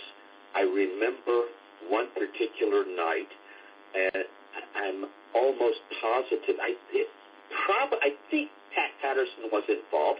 I think it was a tag match, possibly even with a manager, and I don't remember who. And it was a riot that was starting. I remember there were absolutely huge security people. This one guy, and I'm really insulting the audience. I'm doing ethnic slurs. I'm doing everything I can because it's like, come on, boy, you want to do this? You want some of me? That kind of thing. And it developed into a riot. I won't take full credit for it. I'll just take partial credit to be kind. And I remember this black security guard. Yes. Oh, go ahead. Sorry. Curly? Yes. I don't know. Must have been at least 6'5", 6'6". These people had, it seems to me at this one they had riot gear on. I know they had their helmets because this guy came to me. He says, don't worry, we're going to get you back safely to the dressing room. He took his helmet off and put it on me. Oh, awesome. That guy was huge, and my mom always used to ask, why isn't he a wrestler? And then, what's beautiful about wrestling fans that maybe you don't know because you're a wrestler, there's a camaraderie with certain fans when they hear other certain fans ask a question, and there'll always be somebody to answer it in the stands, And the answer would always come back, they need to protect the wrestlers, And that Roy was good that way. He always had security, It might not have worked all the time, but he always had police at every corner. And then when Roy lost the promotion or gave it up, when Vern came in, he had ushers, in suits at the corners of the ring. And it's like, wow, what a come down, not to say anything bad against Vern at all, but it's just the difference of promoting was so evident when Vern took over, when Roy left. And it was just the security totally changed. But that guy was huge, who you're talking about. Yeah, I had, in my memory, because it was so long ago, I had remembered him as like a Daly City police officer. Oh, I bet you he was. Because that's where they come from. That's where Roy would get them off duty from, I bet. Because the Cow Palace was in Daly City, not San Francisco like everybody says. It was on Daly City land. So I imagine this person in police riot gear, like they almost expected something. and he had the face shield in that helmet also. So that was pretty cool. It is. Someone has to have some sort of video of that.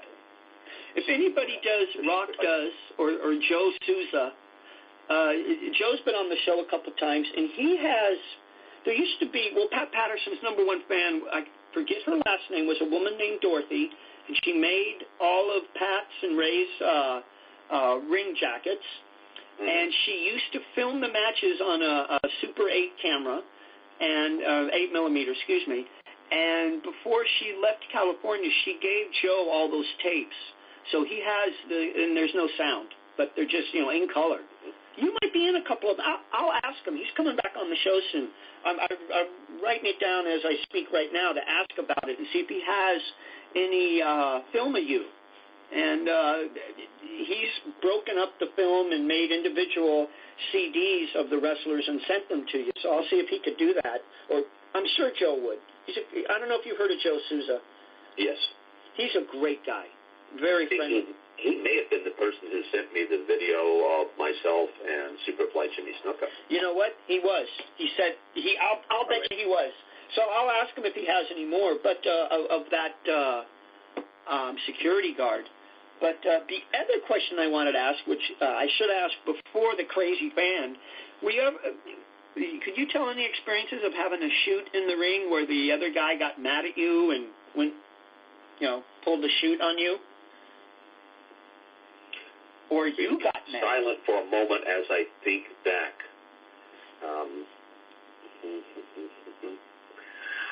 I had people who were unnecessarily rough and tight and stiff. And I figured, okay, that's the way they want to be. That's fine with me.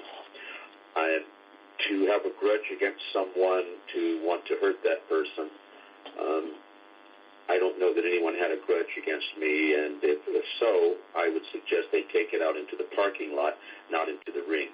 In the ring, that's business. Right. You don't put personal. Mm-hmm. There are people who wrestle each other who hate each other. But I take that as a sign of non-professionalism. Gotcha. God, that's the second non-professional question I've asked. I feel bad. I'm very proud of the fact that I never seriously injured any wrestler in my entire career. Wow. See, the thing is, we all understood that there was no insurance. We all understood that the money that we made came from us working in the ring, us wrestling. And many, many, many of the guys had families to support. Now, if I go in the ring, if I'm wrestling you, if you're in the ring, I go in the ring, let's turn it around. You go in the ring, you break my arm, you put me out of the business. Well, unfortunately for you, you only broke my arm. You did not do something that would cause me to be out permanently. Because now, after I heal, I'm coming back, and I'm going to hurt you. You're going to get a very nice receipt, and that's an inside term for those people who do not know, mm-hmm. and that means you would be very lucky to get off with a broken arm, and that's not what's going to happen. It's going to go beyond that. And then at that point, we meet in the ring again afterward. We're pretty much even, and can hopefully be mature enough to put those things aside and say, okay, well, we made mistakes in our earlier years. A lot of people do. Well, let's move forward, and this is the place to be professional. Gotcha. That's a great answer. I have two more questions, and I'll end part two. Okay. What was your toughest opponent that you really had to reach back and do magic and make the match good? Not to say anything disparaging about your opponent or anything, but does anybody come to mind that you're like, oh boy, this is going to be a job tonight? Actually, no. Really? I'd love to give you an answer. Oh, that's great. That shows how good of a guy you were, and I can take you into the ring. Oh boy. And you've never been in the ring before, not nope. in a position of a wrestler. No. But I could work with you a little bit, take you in the ring. I can make you look good. Oh, I bet you could. I bet. Yeah. I have no doubt about it, Rock. Definitely. Yeah. Well, I guess. And I would end up squashing you, but that's. No, I'm just a tad younger than you, and I would be out of the ring, through the curtain, into my car, and 2 miles away from the ring before you knew what happened. I'd be gone. Keep my pay, I'm gone.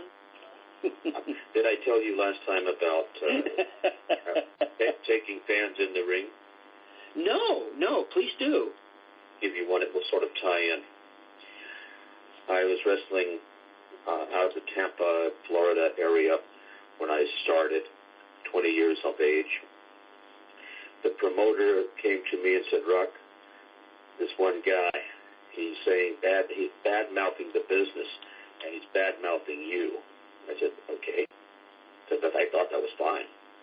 He says, no, man, he's putting the business down, and he says, and he challenged you. I said, oh, that's interesting. He said, so what I want you to do is, I told him to come to the matches next week and get here early before we let anybody in. I want you to be here. I want you to take him in the ring, and I want you to break his arm. I said, okay. So, this guy comes in the ring, probably at 5 o'clock, and the matches are starting like at 8. Doors open probably at 6 or 6:30. So he comes in the ring, and I've been staring him down from the moment he walked from wherever he was toward the ring anyway. Gotcha. I love this. This is Well, great. he knows if he steps in there, he's in for a real problem, I think. He came into the ring, and he did whatever he tried to do. The first thing, when he got close enough, I smelled alcohol on his breath. And at that point, my thought was, oh, fantastic. I get to beat up a drunk. Oh, no. And I don't want to do that. Right. It's not fair. That's not fair. He's defeated himself already. But he's stupid enough to step into the ring with a professional wrestler. And I had a job to do. The promoters say this is what we need, and I deliver. Right. I put him down. I had him down on the mat. I had his arm in such a way that, in an arm bar, that he knew with just a tiny bit more pressure that I would snap his, I think it was the upper wrist, that portion of the arm, or the forearm area.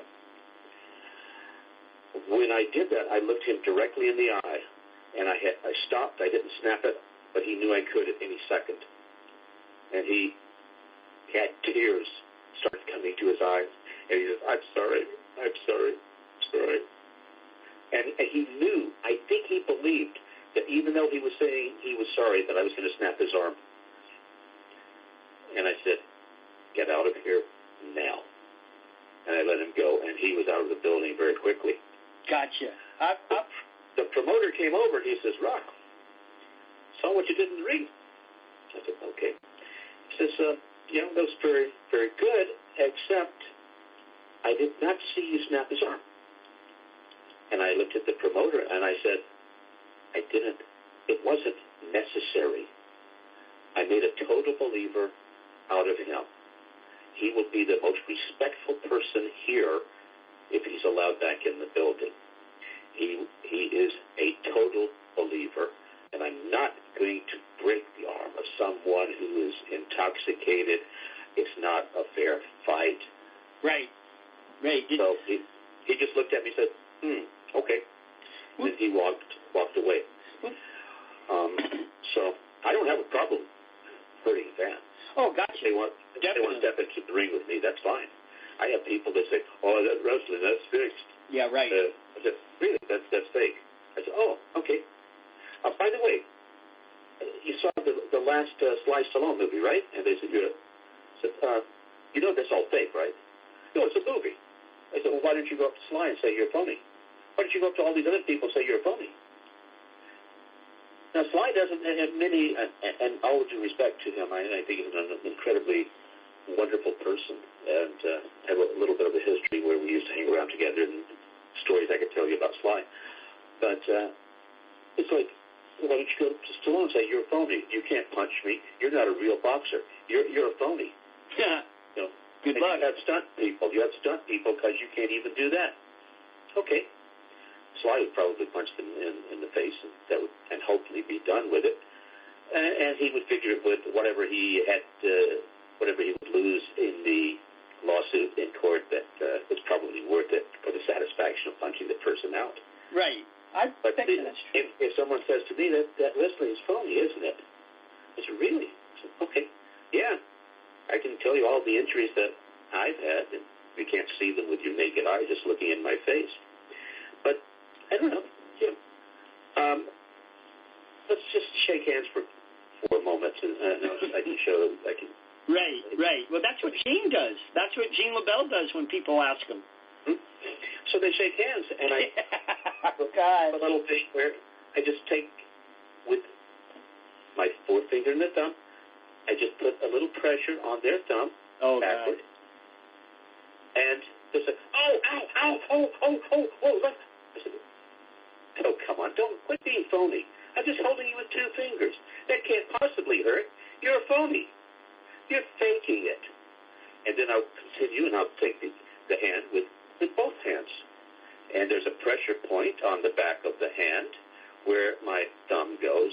It's between the first and second finger, back just halfway between the fingers and the wrist. And then I'll hold them with one hand. And this is with my middle finger underneath their wrist and the thumb on that particular spot. And I'll be, look at this guy, look at this phony. Wow, man, you should be an actor. And I'll put them down on the ground. And there's all sorts of little things that we can do like that. Right. Well, yeah, I mean, definitely. You know, it just amazes me that people will walk up to a professional wrestler and ask that question. You know, but it's part of the business. I bet that you have to put up with. You know? Well, the thing is, especially when I was doing it full time, someone could come up and say, "Hey, I understand your mom's a hooker and you're illegitimate." I would say, "Oh my gosh, who told you?" No, I was really hoping that information wouldn't get out. Oh well, gee, I guess I have to face up to it now. Right, you diffuse the situation with humor. Yeah, but they come up and they say, "That wrestling's fixed." I said, "Really? Would you like to find out? Would you like to step into the ring?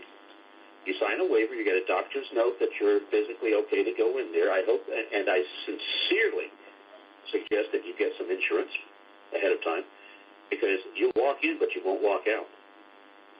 Now, they look in my eyes, they can tell.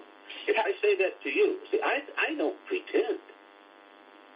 And they'll say, "Oh my gosh, this guy is totally serious." So has that ever honestly happened where, you know, someone's taking you up on that offer and then at the last second stop and realize that, hey, I bit off more than I could chew? Yep. A couple of times. Gotcha. Because Roddy told us a story about that too. I guess every wrestler that's happened to. And then there's a video on YouTube. Eddie Graham, Florida, has Bob Roop do something like that to somebody. Mm-hmm. And I guess Bob Roop, was a shooter. Absolutely. There are very few people from that era, if I can narrow it down, very few people who could not handle themselves. And then when someone wants to challenge a wrestler, a lot of times the promoter would say, "Who would you like to have in the ring?" And they'll choose the smallest wrestler, one that looks like he's not in the best shape. Right. And that little wrestler is probably the toughest person they have, and will play and rip that person into little bitty pieces and will humble them. Yes. It was all about protecting the business. You'll notice that you're using terms that I won't use on this radio show because they're inside terms, and I'm so old school, I won't do that. Gotcha. Well, I apologize. I don't want to get... Oh, you don't need to apologize. It's your show. But I would say die sonst nie sagen, nie sag's, which is old Carney language. You did not understand it, did you? Let's say it again. Die sonst nie sagen, nie sag's. No, I didn't understand that at all. Okay? These are smart marks? No. Professional wrestlers will totally understand that. And because so many of them, long time ago, the history is that a lot of people started in the carny business. And that's carny. Right. Yes. Mm-hmm. So they would go around town to town, and they would challenge anyone in the town to stay in the ring with them for 5 minutes. And if they could stay in the ring for 5 minutes, then the local person would get $5,000, however many $1,000. And these guys who did this were extraordinarily tough.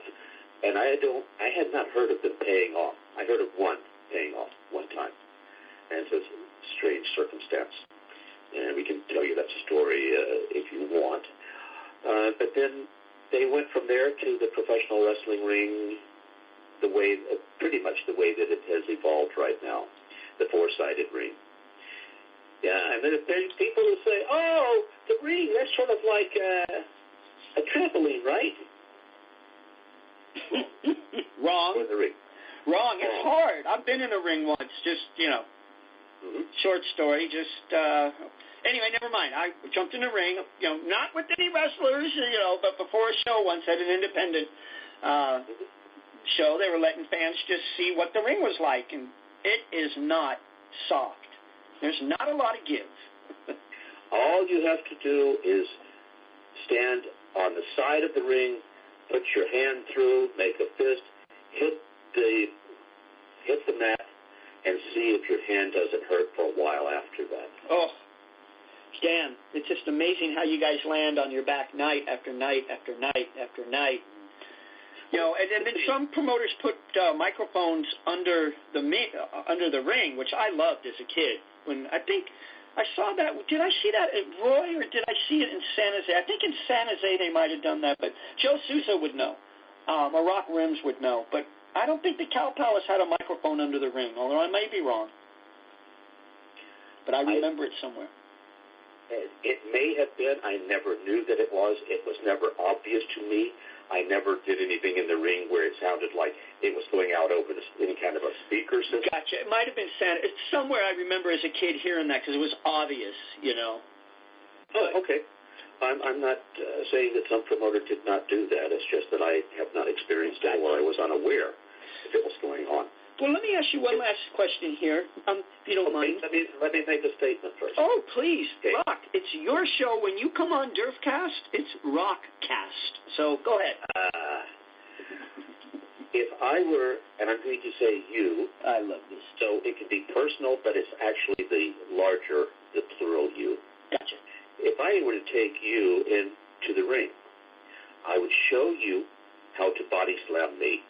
In fact, I would show you how to body slam me, and I would allow you to do it with me, to me, on concrete. Then I would take you in the ring. I'd get up, take you in the ring, body slam you. I promise you will not get up.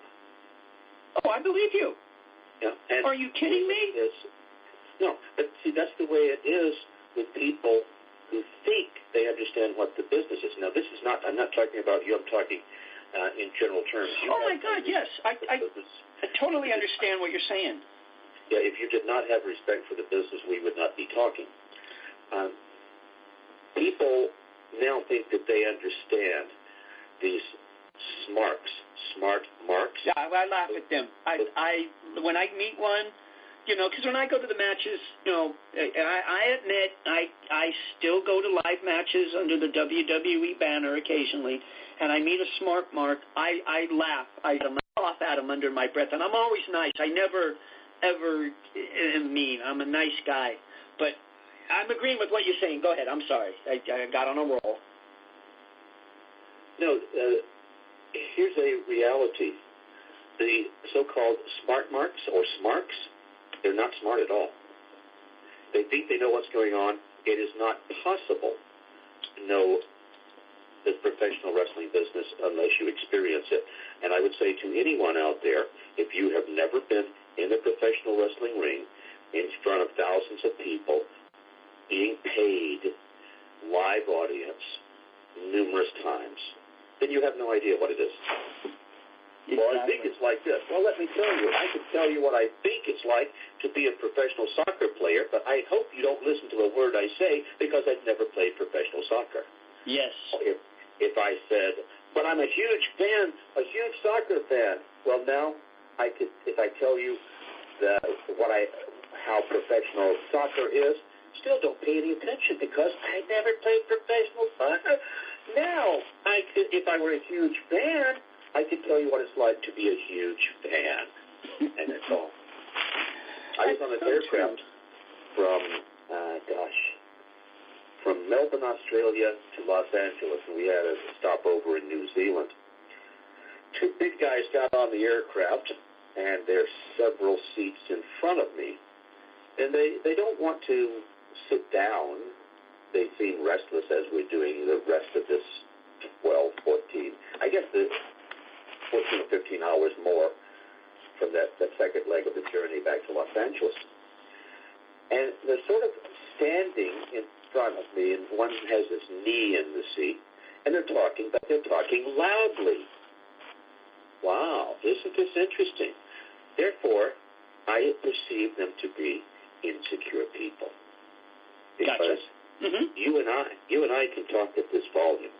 We don't need to be putting on a show for everyone around. It's like people in a restaurant. Oh, yeah, so then I said to this person, we don't want to hear. We're here to eat. Keep the noise down. Are all of the people at this table deaf? Do they all have hearing aids? Are they all hearing impaired? Why are you yelling at them? You're disturbing us. Oh, I've come so close in restaurants. Anyway, these two guys are standing up, and one loudly is talking to the other. Yeah, those wrestlers, those professional wrestlers, they go in the ring, they beat each other to death, and then they go out and they have dinner together, and on and on and on. Uh-oh. I said, okay, that's about all I need to hear. So as I feel myself about to get out of the chair, my little inner voice says, no, Rod, you don't need to interfere. Oh, well, it looks like you're going to interfere. There you are walking toward them. And I said, excuse me, sir. I couldn't help but overhear you. That's fascinating, that all the stuff you're saying about professional wrestling.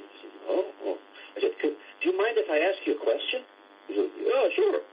I said, how many years did you wrestle professionally? And he hesitated. He said, I never wrestled this.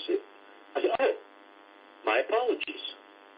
I thought you were speaking from experience. You're obviously speaking from total ignorance. What did he say?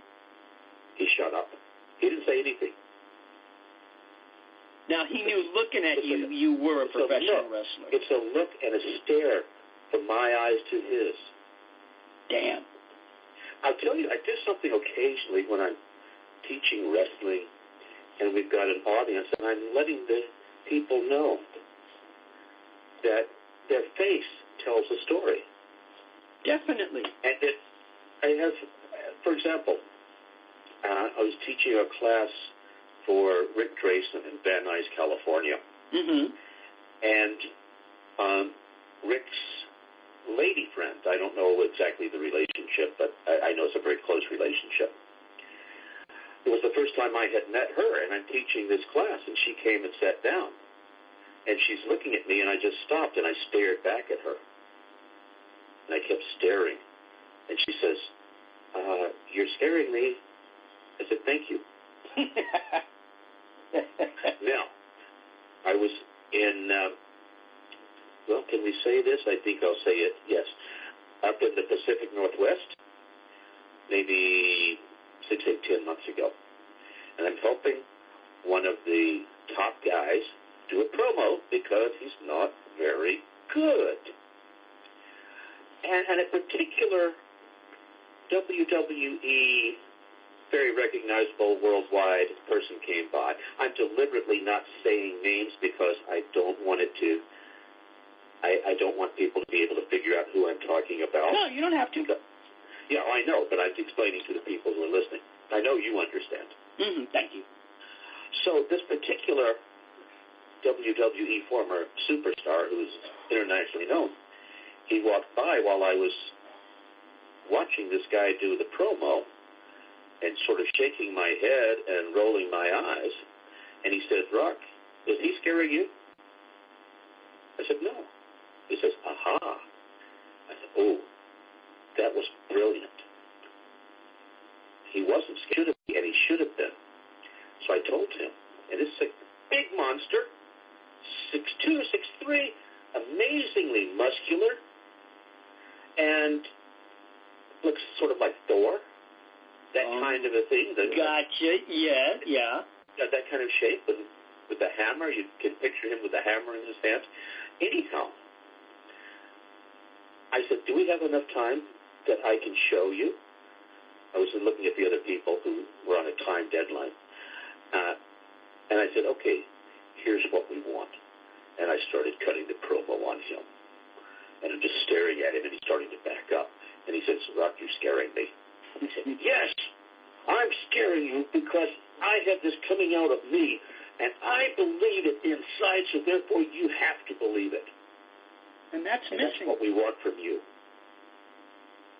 That's just missing today. When you watch the promos on Monday Night Raw or TNA, it's just not there anymore. I have, my Facebook page is private. I've got a few thousand people on there. No, I got like 3,000, I think. But I've got 600. Anyway, I've got 2,000 friend requests from people. I don't know who they are. And if they don't send me a message along with it, I don't have time to go through that stuff. And I don't blame you. Eventually, they'll send a message and say, did you get my friend request? And if I have time, I may say, yeah, who are you? In a nice way. I've met thousands and thousands and thousands of people in the wrestling business and the entertainment industry. Please refresh my memory. When did we first meet? How do you know me? That kind of thing. Yeah, that's so logical. And I've done that with a few when I've had time. And the one person says, oh, we haven't met yet, but I've been a huge fan of yours for a long time. And I remember when you were a young guy and you had the fan club for Rip Hawk and Swede Hansen. And I said, and I'll read more of what they say, and I'll go and just click approve right away. And then I'll go back to that message and say thank you very much. But there's a public page. That's the Rock Riddle fan club page. Right, I'm a member of that. No, fan page it is called. I did not create it, but I contribute a lot of information, and I look at it as mine now, even though someone else started it. Gotcha. For me. But it still has the word fan in there. If you take a look at that, and especially the people who are listening, take a look at that and scroll down until you find something about a promo. I did the promo class a couple of weeks ago for the Empire Wrestling Federation, and I want people to take a look at that. And it says something in there, this is how it's done. So you'll see those words, this is how it's done. Gotcha. Take a look at that. That's with, okay, here's the setup. I was introduced to a person I had, to the best of my knowledge, had never met before. And I said, and one of the people there, one of the promoters says, Rock, cut a promo on this guy. I said, fine. Okay, what's your name? What do you do? Okay, boom. And so we spent maybe 30 to 40 seconds saying, this is what I am. Boom. Okay, fine. That's all we needed. Because this guy was a professional before also. And I did not know whether he would do a great promo or not, but he seemed to know what he was doing, so I said, fine. So I cut a little promo on him. I set him up. He came directly up. We did it. We did his part, shot his rebuttal with no, I guess, 5 seconds in between. So we could do a countdown. Down 5, 4, 3, and take a look at that, guys. That's with zero preparation, except for maybe 40 seconds of, okay, who are you? What's your name? So I'll know what to say in the promo. And that's just because here are some people who know what they're doing, who know how to do this.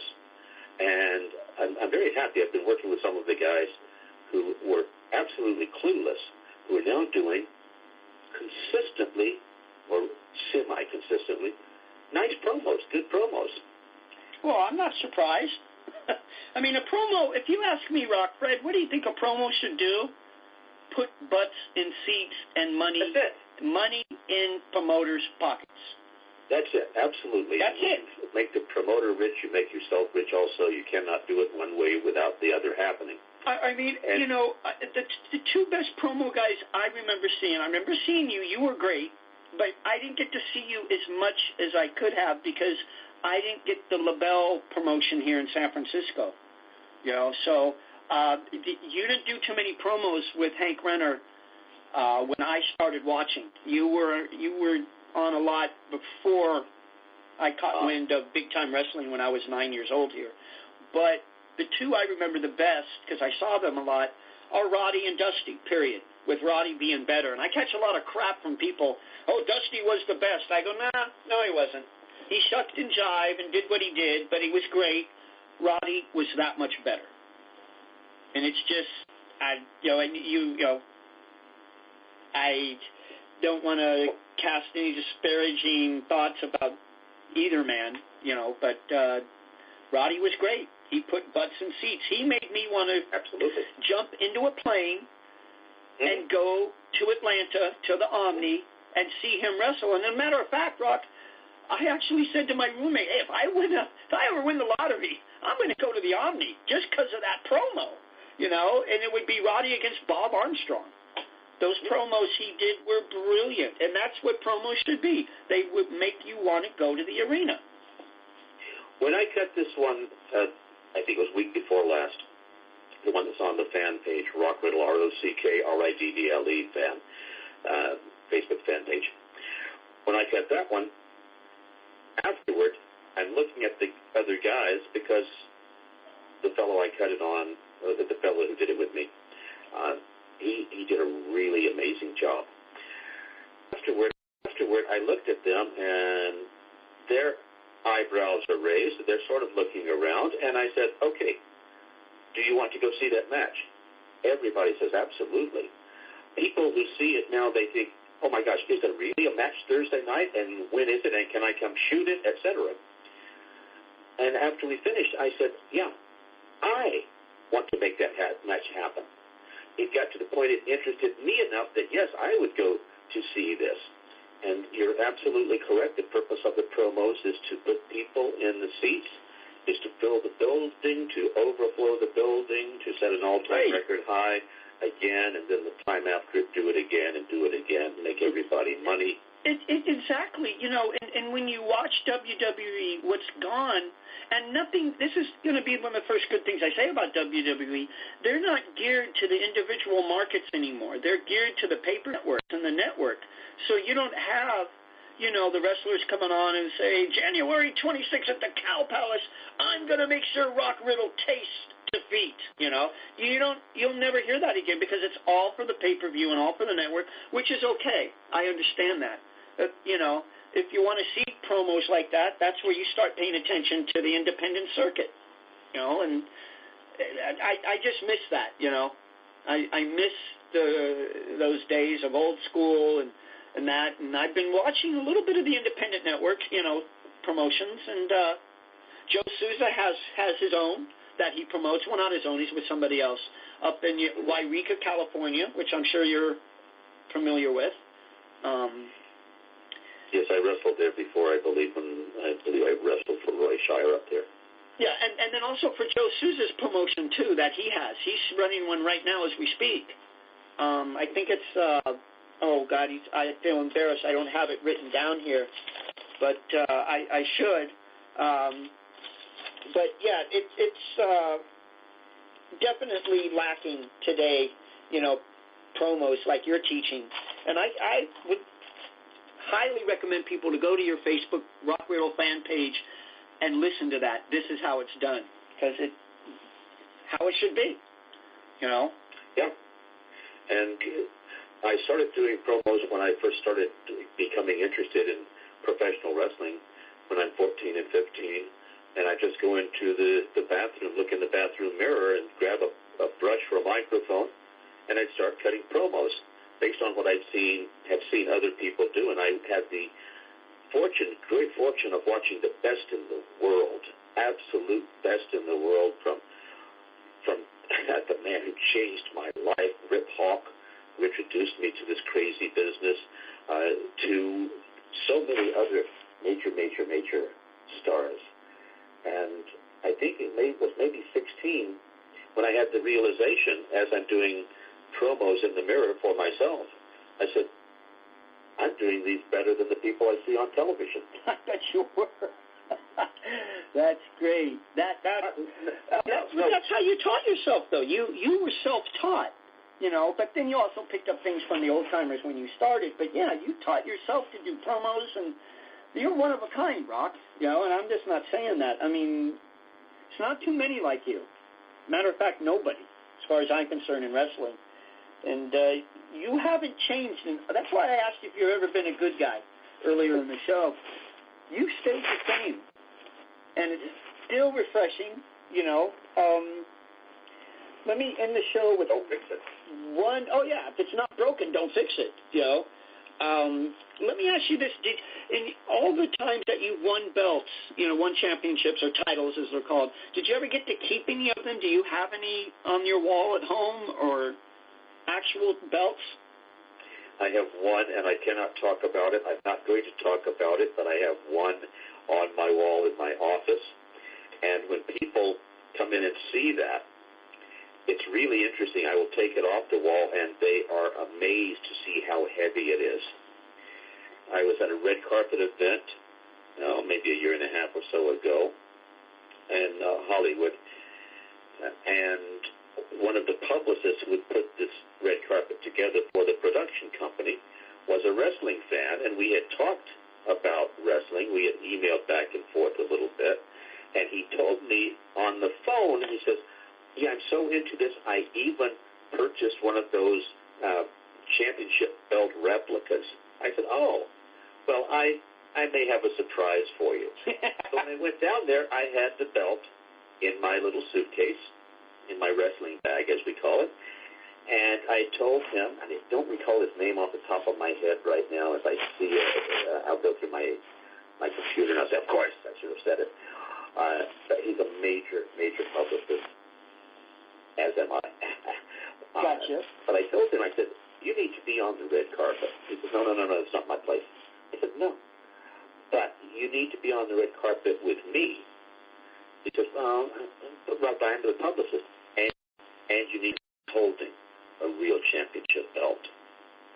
And he had a gleam in his eye and a twinkle in his eye. I handed him the belt. He said, wow, that's heavy. I said, yeah, that's what the real ones feel like. So he got to have his picture taken on the red carpet. With the belt. Well, what did Harley Race say? Way before Ric Flair used to say, 10 pounds of gold. Yeah. I haven't weighed that, but it's probably not that far off. I mean, God, the fact that you've been in the ring with Harley Race, I've really been fixating on Harley Race lately. Just amazing that you were smart enough to understand what he was trying to do, get you in his car, and you did. I love that story, Rock. That is almost worth repeating. Well, I'll tell you what. If we do a part 3... Oh, we have to, Rock. And I don't care if anybody says you've been on too many times. It's too long. Somebody wrote me an email, which is okay. I mean, look, I love criticism or compliments. It means you listened. It means you tried to listen. It was too long. I couldn't get to the end of it. And I wrote him back, and I was very nice. I wasn't, like Roddy Piper or anything. I was like, I'm glad you made the attempt. Thank you. I hope you do it again. He said it was too long of a podcast. And I'm like, Well, let this person know that anytime I am on, I only say the interesting stuff during the first hour. And if he stopped after an hour, he didn't miss anything at all. I love it. Rock, I love having you on, Thank you. It's like someone says, I don't like your television show.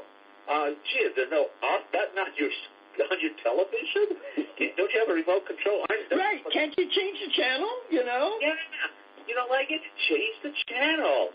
I mean, How many of us were the official remote controls for our parents? I was. Son, get up and change the channel, But, yeah.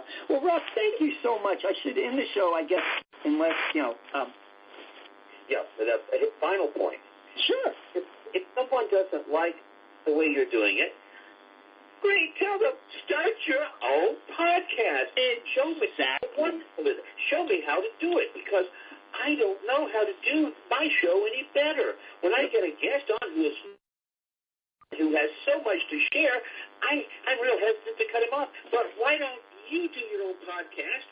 Send me an email, send me a link, I'll listen to it, and I know that it's going to be 29 and a half minutes plus the closing music. That'll be fantastic. Right, exactly. And where's up, you're a scumbag? Yeah, that kind of a thing. Yeah, he's sort of like that. I guess I don't know what his problem is, but at least he's listening. He counts in the numbers, which is, I don't care about the numbers.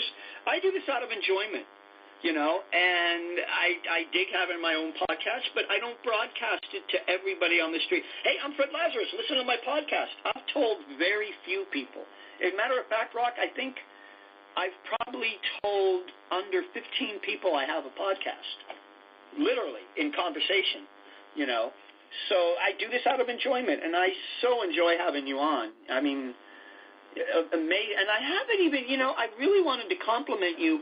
I think you were the first, or one of the first, probably the first wrestler to have a blog.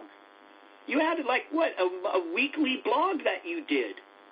Oh, a little newsletter. Yes, I followed that. I read it on America Online when I had America Online. I looked you up, and it came up, and every week or every 2 weeks, the Adventures of the Green Carmen Gia, and I related to that Carmen Gia because my father had one. Mm-hmm. And anyway, but yeah, I mean, you always have used whatever media you can to your advantage and used it, and I compliment you on that, because I think on your page you put up one of your old blogs, but I remember reading it when it first came out, and you had a lot of them. Right. Yeah. I did about 100 full-page newspaper stories. So how's that, for being a host, huh? You didn't expect me to say that. Yeah. I did, this is more recently, I did 100 for the third largest newspaper in Los Angeles. And I have 77, I think, of them. I stuck up on my website, HollywoodSuccess.com. You should be able to find them. Gotcha. HollywoodSuccess.com. Right. And just click on me. Click on Rock Riddle. That'll take you to some links, and it will say probably Wrestling Review. And then the full name is Over the Top Rope, Rock Riddle's Wrestling Review. Gotcha. I definitely. I think that's on my laptop, that one newsletter.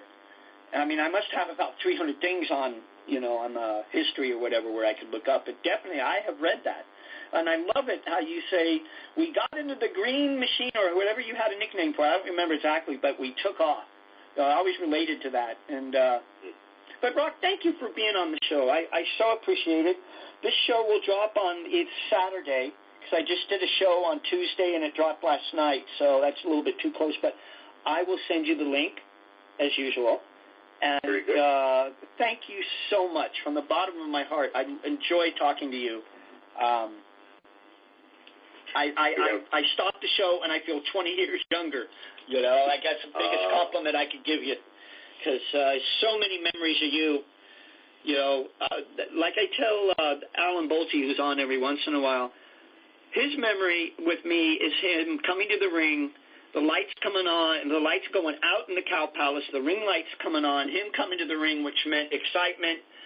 And then certain wrestlers would come out, second, third, fourth, fifth, sixth match in the main event. And I loved it when you came out, because you would get the fans incited, just pissed off. I love that, And I'd go to school the next day and get in trouble because I'd try and do the same thing you did and piss people off at school. And true story. I could have my friends tell you who grew up with me that, all 5'3" of me, or 2 of me at the 5'2" at the time. I'm like 5'7" now, 5'6". I would emulate the wrestlers, and a lot of times it didn't go over.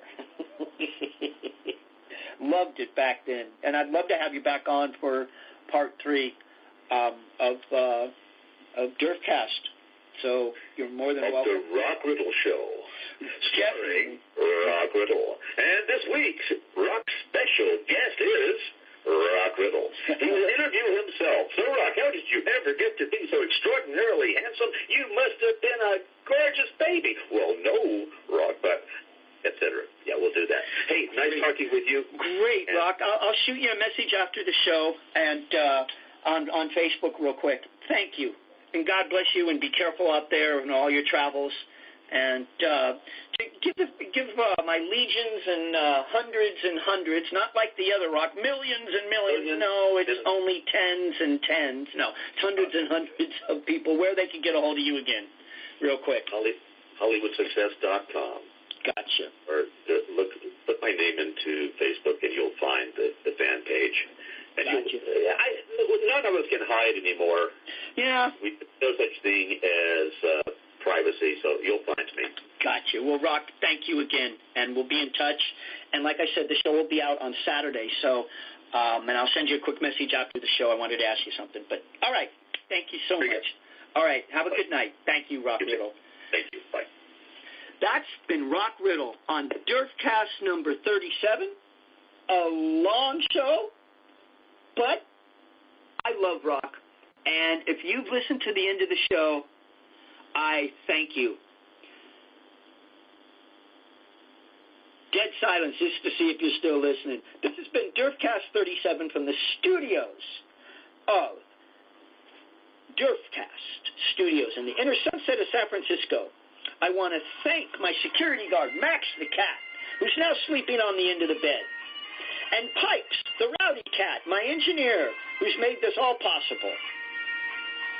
You can listen to my show on SoundCloud, where you're listening to it now, and you can get to SoundCloud.com, or you can get to my show from Facebook under DERFCAST, all capitals. And if you're listening still, press the heart on SoundCloud. Also, we have just joined Comfortably Zoned Radio Network on iTunes. I want to thank Bob from Bob's Radio Cafeteria for his question. You can listen to Bob and hear Bob and his band, The Clarences, on YouTube.